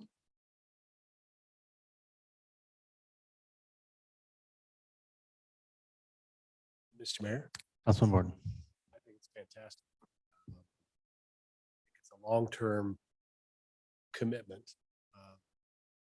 We had one chance to do this right. We had this conversation with 10 Mile, among others, and I think the work and recommendation of the group that's been tasked with doing it, spot on. So to the extent it's a cost share to invest in this as described, I think it makes sense both as to the landscaping and to the stamping. Mr. Mayor. Councilman Cameron. I concur with Councilmember Borton. We got a good reputation of taking ownership for quote unquote our assets, and I think this is no different. Mr. Mayor. Councilwoman Schrader. Yeah, I like the concrete stamping and think if it's important if we're investing in a project this big that it look attractive and appropriate. My only request would be as you go through the process on the landscaping pieces, just that you explore a little bit if Ada County Soil and Conservation does have grant funds available. Couldn't hurt to check that. Maybe they don't, maybe they do. We'll find out. And just, sticking with that water-wise landscaping that we've been pursuing, it sounds like in the past, I think that's important. I think that'll be successful in the long run. Did have a quick question on the slope that's not being stamped. Is there an option to put some type of vegetation there? Usually they just become an eyesore with a bunch of weeds. And I had chatted with Director Sidaway about at some point, there are some like native sunflowers and some pretty hardy, kinds of things that might take root, something like that. Have we looked at that at all? Mr. Mayor, council members, so that is not something that we've looked at on that slope. ACHD is the party that maintains those slopes. And they did say for the slope of the slope, that this would be extremely difficult to maintain. One option we could explore, if the council's open to partnering on that, is we haven't looked at rocks similar to how we have at Meridian Interchange. We have some just big boulders on the slope. Those look nice. Perhaps that's something we can partner with ACHD on. I'm happy to explore that with them, but at last conversation, that area was going to be too steep to put any vegetation on. Thank you. I am happy to purchase a bunch of seeds that someone can from that standpoint. Okay. Council, any additional questions or comments? Mr. Mayor, Councilman Pro. I agree with my fellow council regarding the artwork. Oftentimes when folks are coming from a different area, that is one indication of the community. I mean, I pay attention to that when I'm going to a new city. Interestingly enough, is what do their overpasses look like? Kind of funny, right? I think we all do it and don't realize we're doing it, but it does make a huge impression. So yeah, definitely want those to look nice and well kept. And I'm guessing with the slope that they would have a tough time mowing in spring for weeds. They just want to do like a thorough weed control type of thing. But the rock sounds like a great idea. That something that represents our city would be fantastic there. I do have a question related to the vegetation strips on the north side of the bridge. I don't see those on Locust Grove overpass. I haven't seen those on other overpasses. So is that something that is a change in ACHD's standards for the type of road it is, or was that something that we requested, or how did that come to be? Mr. Mayor, council members, so the vegetation strip would not go over the bridge if that, okay. So that is something that we prompted ACHD on because of the landscape matrix planning effort that Parks and Planning are working through to see what our options are out there. There's still a chance that they get through that planning effort and there's not a lot of options, but right now, the two staff members that are working on that, or the three staff members that are working on that, believe that we'll have some option in that buffer, and ACHD is always happy to partner on that. And then on your note about art, I wanted to mention as well that the fencing that will be along the overpass will be the same fencing that's at the Meridian Road interchange, and it will have we will have opportunity that's being designed so that we can add art similar to the Meridian Road interchange in the future if we desire. Mr. Mayor. Councilman Pro. Excellent. That's fantastic to hear. The vegetation strips are maintained by the city. Is that correct? That is correct.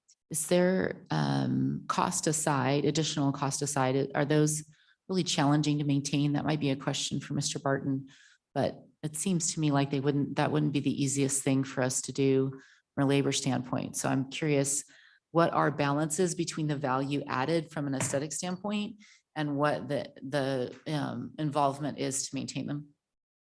Good question. The higher volume road and the higher speeds make it more difficult. And then if you factor in just more greenery, it's more difficult. So all those things kind of add up to a level of difficulty and then it gets maybe to the point where it's not worth it. 10-mile interchange, for example, the median's there. Right now, the speed limit's 45 miles an hour, and there's plant material out there that started out really lush and really great, and over time it just kind of disintegrates. So we've learned a lot of lessons through those types of projects where we want to incorporate stamped concrete and rocks and some of those non-living type items in there. If we can put plant material in there where we only need to go and maintain something once or twice a year, that's a benefit. And honestly, I think Locust Grove, even though it is an overpass, it's not going to have the volume that 10 Mile Road does. So if we were talking about a new interchange at Eagle Road and putting landscaping in the middle of that, I would say no. Too much maintenance. Mr. Mayor. Councilwoman Pro. Well, thank you for that information. Has there been, it's prompted a question I've never really thought about. Has there been any issue? And I live near the 10 Mile overpass, so I've seen that progression of change in the how the plants have fared. Has there been any issue with that vegetation of sparking fires in that, or is there fire retardant? I mean, they were pretty lush at the beginning, and I did have concerns about chains that were sparking on the ground or anything, just pure heat that's is that gonna be a factor? Haven't had a fire out there. We've had everything else. It's been run over and, irrigation breaks and stuff like that, but no fires. Mr. Mayor, Councilman Overton. I'm a big fan of the concrete stamping. I think it makes a statement for how it's gonna come through our city. But I also want to make a comment on those medians, because I've been in a lot of conversations on the ones that still exist on 10 Mile Road. Challenges those are now giving us when something does break. Along the side of 10 Mile, go through the road to get a replacement. So I'd sure like to see us go with some sort of either non-vegetation or the vegetation you were mentioning that ends up being zero use of water.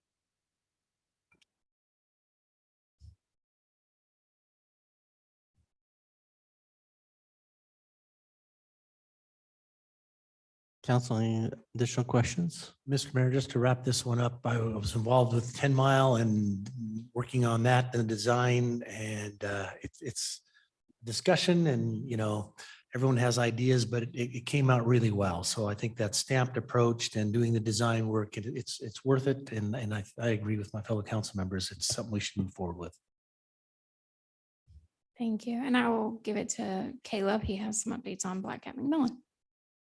Well, that's going to have to wait a few minutes, but thank you, Miranda. Thank you.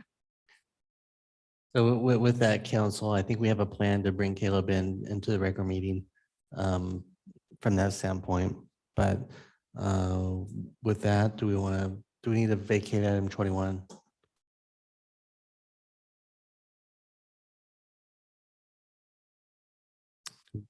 I don't know if we just don't go into it or if we need. Yeah, so 521, we can vacate that and we'll take that up. We had that on the regular meeting agenda as well. So we can vacate that item for this agenda, take it up during the regular meeting. Okay. With that, do I have a motion on item 21? Mr. Mayor, Councilman Hoagland. move that we vacate item 21. Motion second to vacate item 21. Is there any discussion? If not, in favor, signify by saying aye. Aye.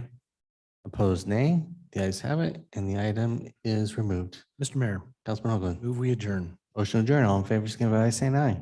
Aye. Opposed, nay. The ayes have it, and we are adjourned.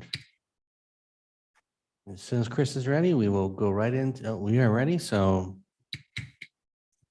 council will call our regular city council meeting order for the record. It is July 25th, 2023 at 6:10 PM. We'll begin this evening with roll call attendance. Thank you, Mr. Mayor. Councilwoman Strader. Here. Councilman Overton. Here. Councilwoman Pearl. Here. Councilman Cavanagh. Here. Councilman Borton. Here. Councilman Hoagland. Here. Mayor Simmons. Here. Next time up is the Pledge of Allegiance. If you'd all please rise and join us in the pledge.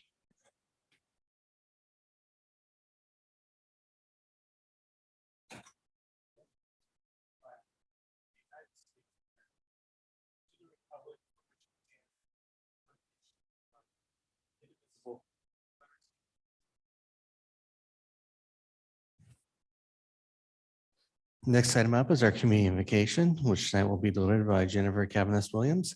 If you would all please join us in the community invocation or take this as a moment of silence and reflection. And thank you for your indulgence and getting us through that first meeting, Jennifer. O thou compassionate Almighty One, this assemblage of souls have turned their faces unto thee in supplication. With the utmost humility and submission, they look toward thy kingdom and beg thee for pardon and forgiveness. O God, endear this assembly to thyself. Sanctify these souls and cast upon them the rays of thy guidance. Illumine their hearts and gladden their spirits with thy glad tidings. Receive all of them in thy holy kingdom. Confer upon them thine inexhaustible bounty. Make them happy in this world and in the world to come. Thank you.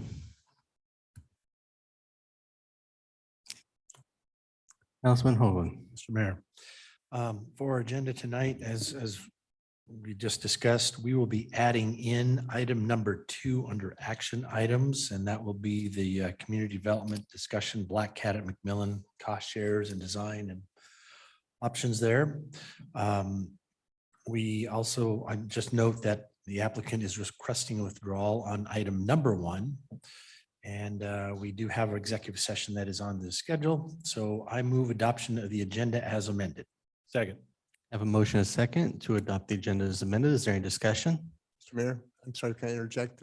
Yes, The Kurt. maker of the motion, there is a requirement in state law that when we add an item after the meeting's been open, we have to give a reason why. If you could just briefly explain why we're adding the item to this agenda and why we weren't able to do so just, prior to the publication. Yes, Mr. Mayor, and Mr. Starman, happy to do that.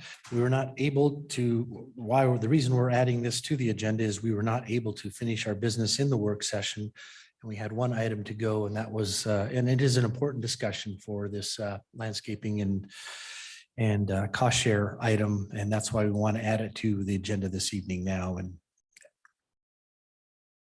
Second concur with that rationale. Second concurs. Any further discussion? If not, all in favor, signify by saying aye. Aye. Opposed, nay. The ayes have it, and the agenda is agreed to with the amendment. Mr. Clerk, do we have anyone signed up under public forum? Mr. Mayor, we did not. Okay, so we will go on to action items. Our first item, public hearing for South Fork for 4th Street Books, which was continued from June 27th. We do have a request for this item to be withdrawn. Is there any discussion? Do we need to have a motion to have a withdrawal officially? Yeah, I'd recommend that the council does make a motion to accept the withdrawal, to make a clean record. Mr. Mayor, Councilman Borton. with that, I move that we accept the request to withdraw from the applicant for H 2023-0010. Second. I have a motion and a second to accept the request to withdraw. Is there any discussion? If not, all in favor, signify by saying aye. Aye. Opposed, nay. Guys have it, and the item is withdrawn. With that, we'll go on to newly added item 2, which takes us back to the community development regarding the Black Cat McMillan cost share, and turn this over to Mr. Hood. Thank you, Mr. Mayor and members of council. I appreciate you letting me finish that thought from earlier this afternoon. I am working with ACHD as they're in the design phase for the project at McMillan, and Black Cat is a multi-lane roundabout. Includes curb, gutter, and sidewalk, and a 10-foot multi-use pathway. Just in the initial draft of the integrated 5-year work plan that you guys talked about earlier in the work session that Miranda mentioned, that the Linda Road overpass is slated for construction in 2026. This project is slated for 2028. Again, that's draft. Just by the way, we'll be back here mid-August to share with you that plan that ACHD has in their integrated 5-year work plan, and see if there's a letter we want to send in support or ask them to change any of the projects.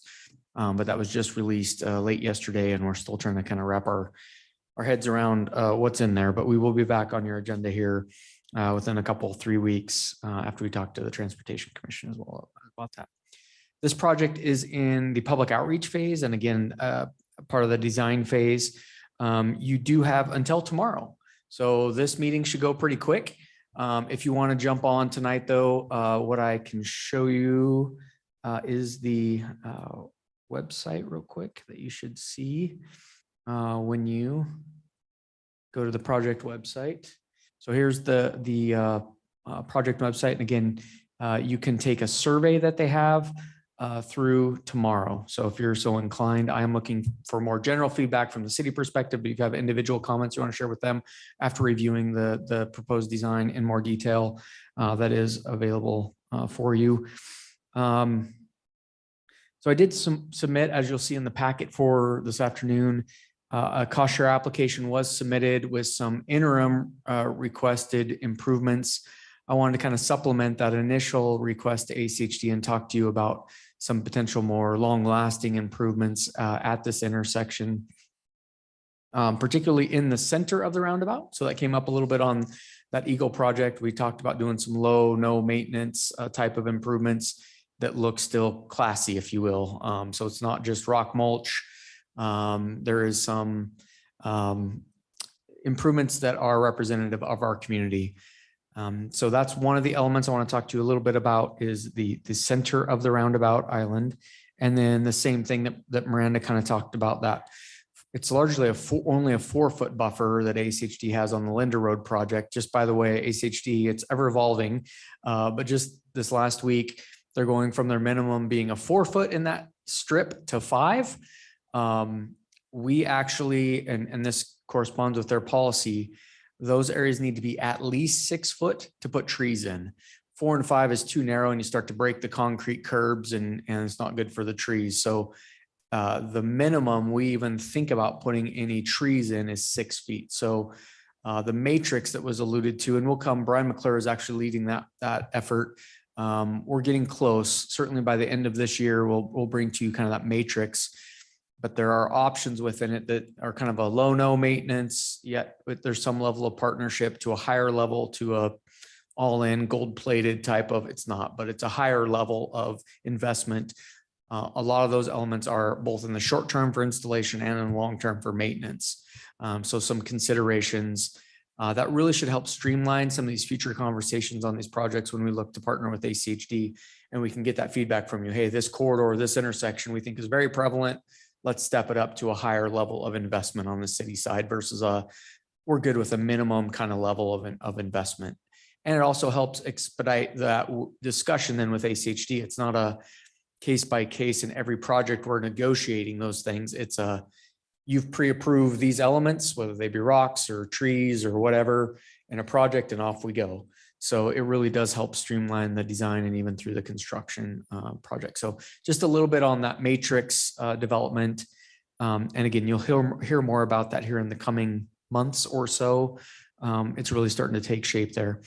But again, today I'm asking you to consider some level of partnership with Ada County Highway District that is above the standard, which would be a stamped hardscape just everywhere.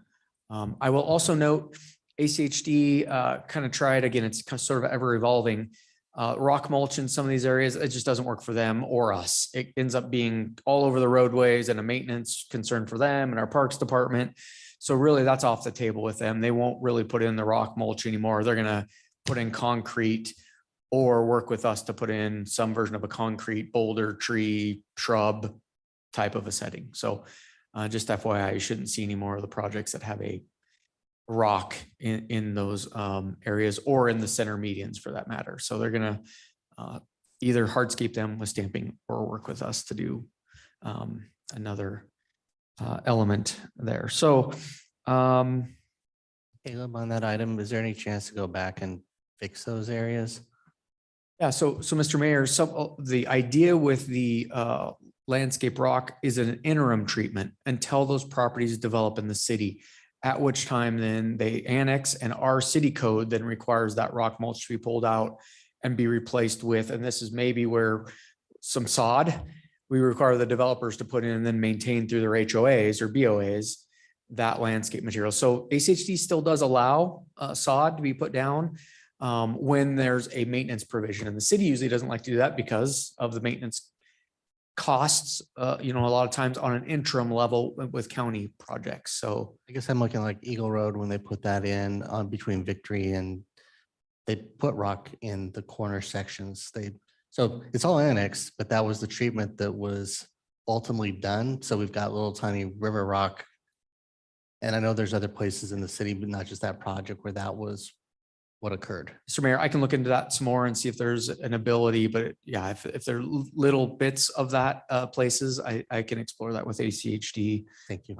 for those older projects. Mayor. Councilwoman Strader. Yeah, I like where we're going with it, which is there should be a level of consistency. That's really, I think, to me, what matters is getting to a level of consistency with how we treat these, and ideally that's with, whatever drought tolerant plants that are low maintenance, rocks, et cetera, and then trying to replicate that. I'm a little concerned about this idea that we have some areas of the city where we have a greater level of investment and we're really going overboard on some kind of a roundabout aesthetic. And then we have some areas where we're just going to put, mulch or whatever.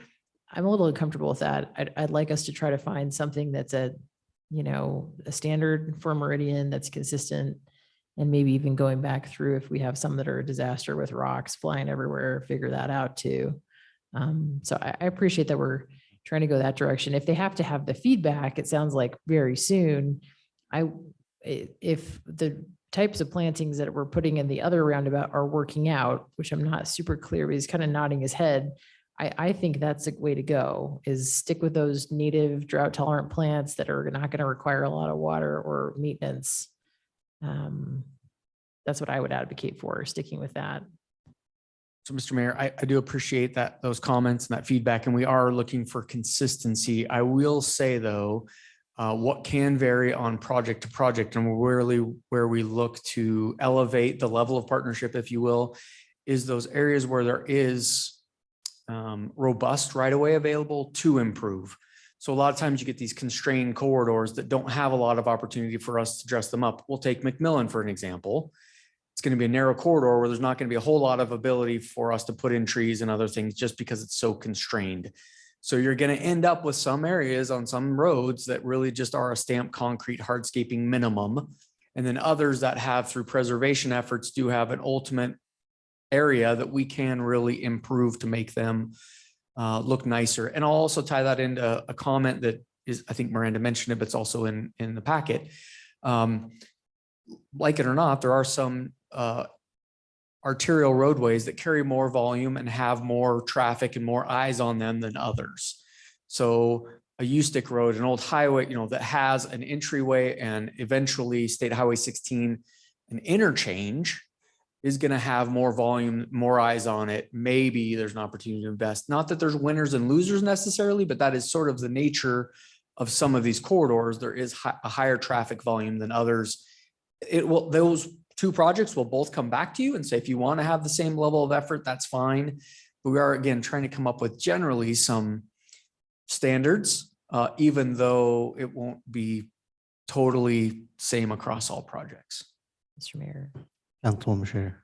Yeah, I view it more actually through the lens of branding than investment, but right. So if we decide that the aesthetic for Meridian and kind of Meridian's brand is, whatever it is, a certain set of, native drought tolerant plants, or maybe it's like a certain type of sunflower. I have no idea. I don't know if I care that much, but it's like picking some consistency, I think, with the plantings. And I'd hate to have one that's just stamped concrete. I think we could do better than that. Even if it's narrow, I would think that we have the ability to put something in there. It may not be a tree, right? But it's like, maybe for small ones, here's what we do. For medium size, here's what we do. But I think it's just the consistency of, if we have enough space, these are the types of plants that we put. If we have enough, and just the consistency, I think, is the important thing more than anything. For this one, I mean, do you feel like we need to provide a level of detail to ACHD by tomorrow? Or is it just saying, hey, we're interested in cost share, and that's the decision tonight? Mr. Mayor, Councilwoman Strader, so no pressure tonight. I think we do have some time on this one, although I will mention I already submitted on the city's behalf some level of interest in a cost share application that said, hey, we're interested in doing something out here. I needed to talk to you, but I did want to at least say, again, for consistency. And at that time, they were thinking permabark rock, and we're like, please don't do that. We don't know what yet, but please don't do that. So we kind of put them on notice that way. But again, no pressure for the feedback that maybe Linda Road is on a faster track than this one is. So I appreciate you getting Miranda that feedback. if you want to think about this some more, and maybe we even punt it to the matrix discussion. Mike is part of that, just by the way. So it's Brian and Mike, and then our consultant working with ACHD.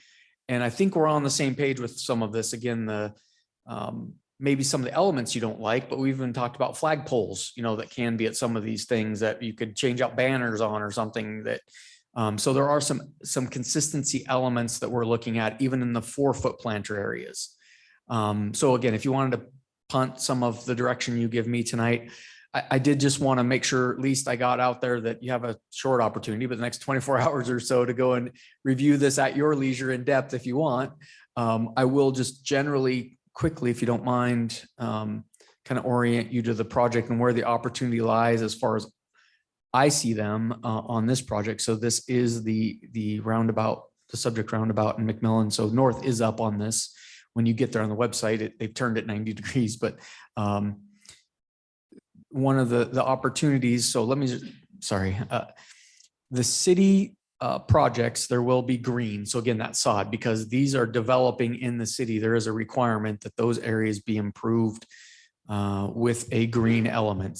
The landscape buffer requires such. This is the ACHD storm drain pond, and they'll retrofit those areas or patch back some of those areas that they're impacting. Really where there's opportunity is on the southeast corner and the northwest corner basically of this project. It's kind of hard to see at this level, but because this really hasn't developed yet, you can even kind of read it all sideways. Stamped concrete buffer area, final treatment to be determined. And same on this side, you kind of have that final treatment to be determined. So to match for that consistency, even you're talking about, I am to some degree gonna advocate for not necessarily all sod, but some green that ties in all 4 corners of that together. And again, that's part of kind of maybe that medium level of effort in the matrix where there is some sod as an element. Not that we would put down grass throughout the whole thing. I think it is still a combination of rocks and trees and shrubs and other things, but something that considers all 4 corners that, just jives together. So that is one of the requests. And then again, something to improve the center of the median, kind of TBD. And again, this matrix will bring you some options that we can get some feedback on, some elements, some vertical elements in there, whether they be landscape materials. Canyon County's doing some pretty cool things with some of their roundabouts. You've probably driven through some of those with just some vertical obstructions that try to keep motorists from, looking too far straight ahead and really look at who you're yielding to more to direct your eyesight. So I guess the last point, and then if we want to continue this for a few weeks or whatever, you touched on it before. At this point in time, though, I think although the costs are to be determined at that point in time, so 2028, 2029, when this gets constructed and we start to put in landscaping, I really do envision it being essentially a wash. The credit we get from ACHD should cover, because concrete's not cheap, should cover some of the, now you have the long-term, although be it low maintenance, you will have the maintenance obligation though. So I don't want to mislead you.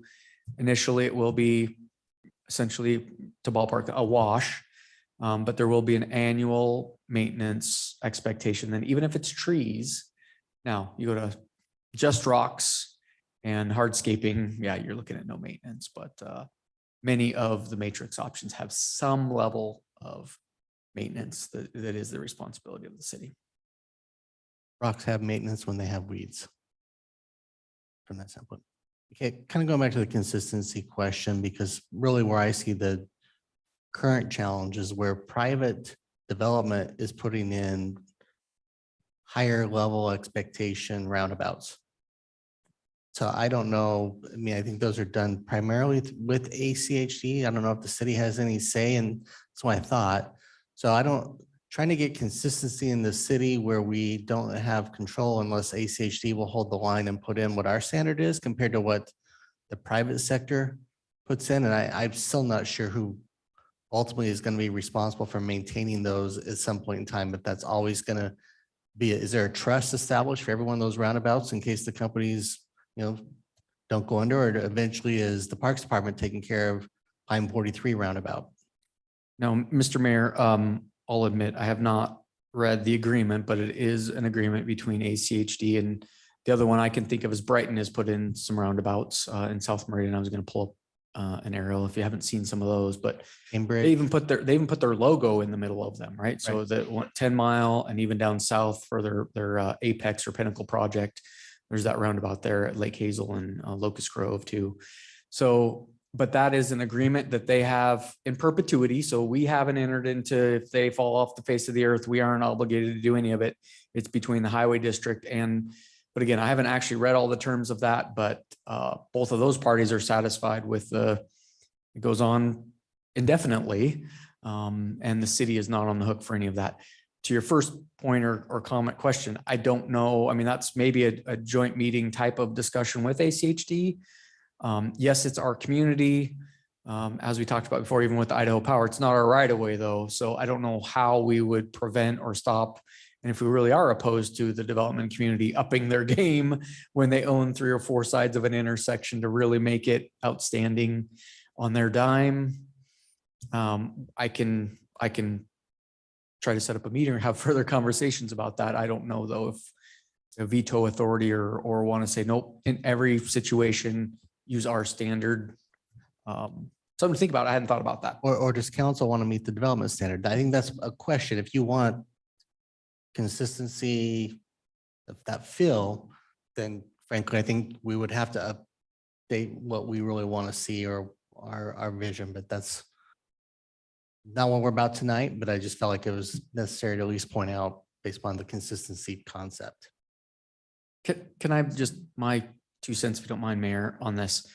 I do like the consistency. I do like a standard. I will also say though, different parts of our community have a different feel, a different vibe, and what fits South Meridian may not fit downtown Meridian. So just something to think about a little bit as we move towards standardizing this. I like that thought. I also like some individual identity of some of these neighborhoods as well. So I think as well, as long as it's done nicely or it's well and meets the intent, I think having a Meridian road that looks different than a 10-mile road is fine. I think some consistency in that is also fine, but I don't want to see it repeated over and over again. I think we lose something there. We lose our identity if we just standardize everything, in my opinion. But it's a good comment, something to think about a little bit. We can have some consistency in the trees we use or the actual stamp we use, but I don't know that it has to be just a repeatable, it's every single time, pick this up and drop it there and you build the exact same thing everywhere. So just something to think about. Mr. Mayor. Councilman Hoagland. Caleb, it sounds like we do have some time on this. Is there a reason for us not to go back to the group and have them not only look at this, but have that discussion and kind of get ideas that can kind of help guide us in our discussions, future discussions? Yeah, Mr. Mayor, Council President Hoagland, there's not really a group, there's staff on this one. The last one you did have a task force that really looked at the different aesthetics and options and all that. This one is, staff, parks, planning, legal to a lesser extent, but they're at the table as we come up with these options and make these recommendations to you. I can certainly come back and we can talk about it with staff.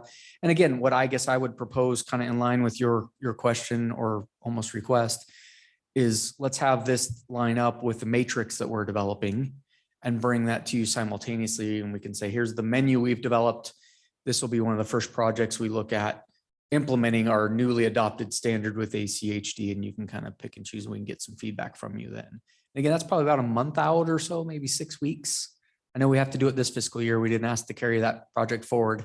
So it'll be, again, within the next couple of months anyways. Mr. Mayor. That's one pro. I have a maintenance question that, in my opinion, will or does affect design. Obviously, in this roundabout, it's 3 lanes, and we anticipate it's not really going to expand. So we don't know that roundabout will ever get bigger. But how are those roundabout? They take a beating when they're smaller, I think. Less room to maneuver when you have 2 vehicles in a lane. What about street sweepers, snow plows?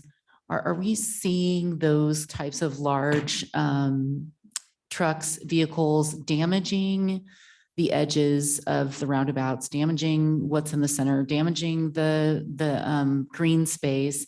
And do we need to, like, how important is that to the design piece? Some of the roundabouts just have a regular curb. You know, they're not raised any higher, like on Eagle Road, they're not raised any higher than curb height, where other roundabouts are raised up such that, like, I've seen hardscape roundabouts where you kind of have the curb height and then you have a second level that then is raised where they're rock, and the rock doesn't get down into the road because it's kind of set up a little bit. So there's a lot of hardscape options that I'm in agreement with that, just from the philosophy of maintenance and cost, but also I think really just durability, frankly. And I think the smaller the roundabout, the more important that is, because there's not space to maneuver. Yeah. Mr. Mayor, Councilwoman Perot. So probably a better question for ACHD on the maintenance and how much we're seeing it, because we don't maintain that. But again, some of what ACHD has experienced is in other projects where they've put that rock mulch close to where some of these larger vehicles or just vehicles going off the road, it is a maintenance concern. And even in the middle of a roundabout, you do have the truck apron. So you really shouldn't have anybody unless there's an accident or a crash or something like that.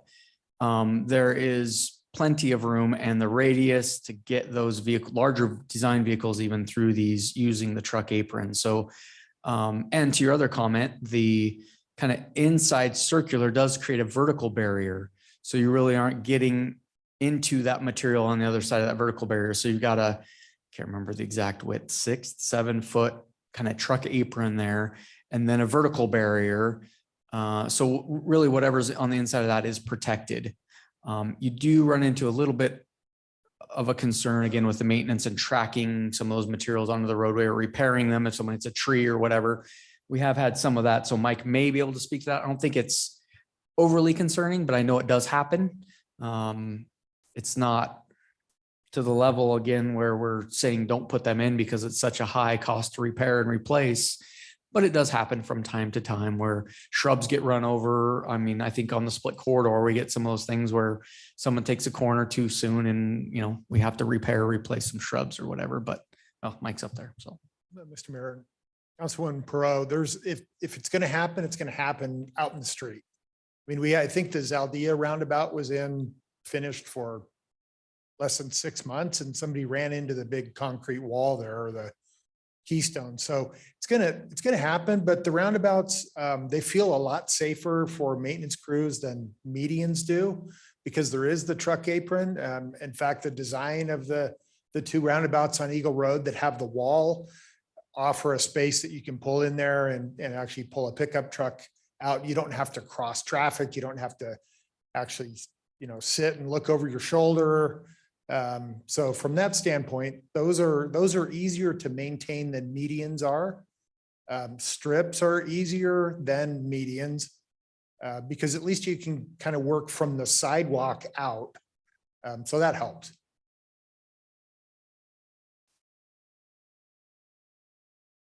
Council, any additional questions or comments, or Caleb, anything more that you need at this point in time? Oh, I do appreciate the feedback tonight. And I think unless I hear something otherwise, I'll just sort of wait until we're ready to come back with the matrix. I can share this feedback today with the project manager at ACHD that we've talked about it. There's still some level of interest. We just don't know exactly what those design elements are until we look at more standardizing some of those things through our matrix. So I appreciate again, I really appreciate you not continuing this for 2 weeks and giving me some of that feedback today, but I'll see you in about 2 months. Thank you, Caleb. Council, we will move on to our ordinance this evening. First up is item 3, ordinance number 23-2023. Mr. Mayor, Councilman Hoagland. just to speak to this real quick, this is the franchise agreement with Idaho Power. Our legal counsel has gone through the document and has noted all the locations where the term 25 years appears, and can change that to 10. So it's just a matter of, do we wish to do that and go ahead and proceed with adopting this ordinance tonight and then having that 30-day process kick off? Or do you want to wait 2 weeks and bring it back with it fully changed?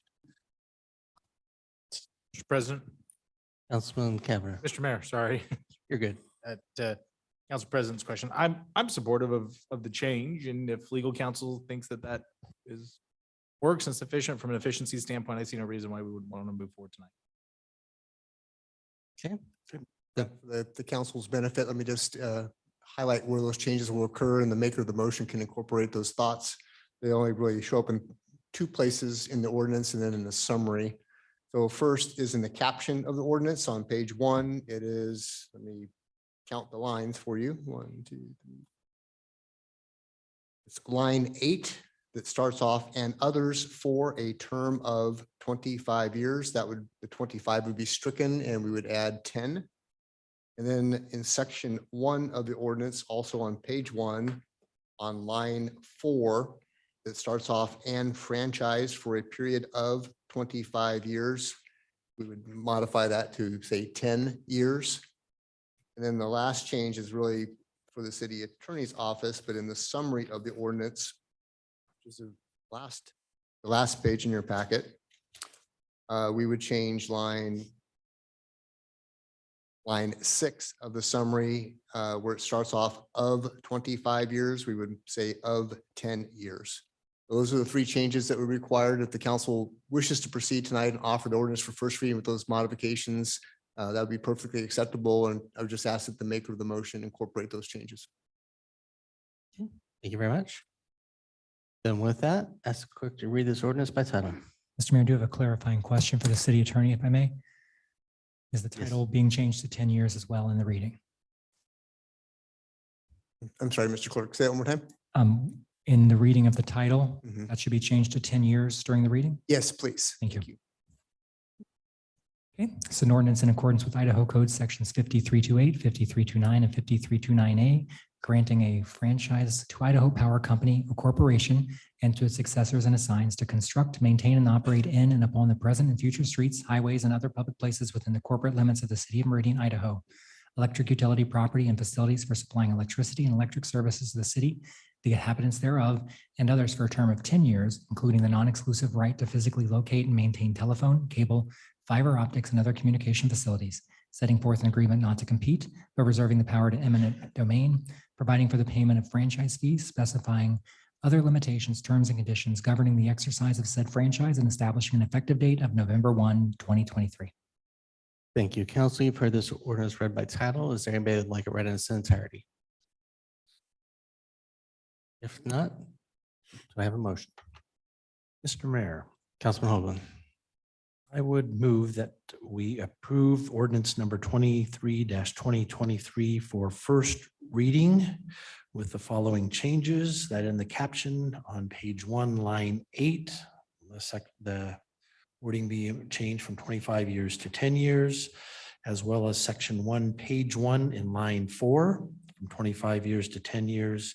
And in the summary on the last page, line 6, the change be made from 25 years to 10 years.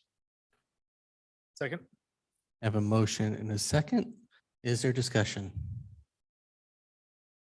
If not, clerk call the roll. Thank you, Mr. Mayor. Strater, Overton, Aye. Perot, Aye. Cavanagh, Aye. Borton, Hoagland. Aye. All ayes, motion carries, and the item is agreed to. Next item up is item 4, which is the first reading of ordinance number 23-2024. Ask the clerk to read this ordinance by title. Thank you, Mr. Mayor. It's an ordinance amending Title I, Chapter 7, Section 9 of Meridian City Code regarding city council members' compensation, providing a savings clause and providing an effective date. Thank you. Is there anybody that would like this ordinance read in its entirety? Okay. Then with that, we'll move on to item 5, which is ordinance number 23-2025. Ask the clerk to read this ordinance by title. Thank you, Mr. Mayor. It's an ordinance related to 10 Mile Public Storage, H 2022-0016, annexing the northeast quarter of Section 34, Township 4 North, Range 1 West, Boise Meridian, City of Meridian, Ada County, Idaho. More particularly described in Exhibit A, rezoning 5.023 acres of such real property from RUT to the IL zoning district, directing city staff to alter all applicable use and area maps, as well as the official zoning maps and all official maps depicting the boundaries and the zoning districts of the city of Meridian in accordance with this ordinance, providing that copies of this ordinance shall be filed with the Ada County Assessor, the Ada County Treasurer, the Ada County Recorder, and the Idaho State Tax Commission as required by law, repealing conflicting ordinances and providing an effective date. Thank you. Council, you've heard this ordinance read by title. Is there anybody who would like it read in its entirety? If not, do I have a motion? Mr. Mayor, Councilman Pro. I move that we approve ordinance number 23-2025. Second. I have a motion and a second to approve ordinance number 23-2025. Is there discussion? If not, clerk call the roll. Thank you, Mr. Mayor. Strater. Aye. Overton. Aye. Perot. Aye. Cavanagh. Aye. Borton. Aye. Hoagland. All ayes, motion carries. The item is agreed to. Next up is item 6, which is first reading of ordinance number 23-2026. Ask the clerk to read this ordinance by title. Thank you, Mr. Mayor. It's an ordinance amending Title I, Chapter 6, Section 5 of Meridian City Code regarding mayor's compensation, providing a savings clause and providing an effective date. Thank you. Is there anybody who would like this ordinance read in its entirety? Okay. Thank you very much. Anything under future meeting topics? Or do I have a motion under item 7? Mr. Mayor, Councilman Hoagland. move that we go into executive session per Idaho Code 74-206A1A. Second. I have a motion and a second to go into executive session. Is there any discussion? If not, clerk call the roll. Thank you, Mr. Mayor. Strater. Aye. Overton. Perot. Aye. Cavanagh. Aye. Borton. Hoagland. Aye. All ayes, motion carries. We'll move into executive session.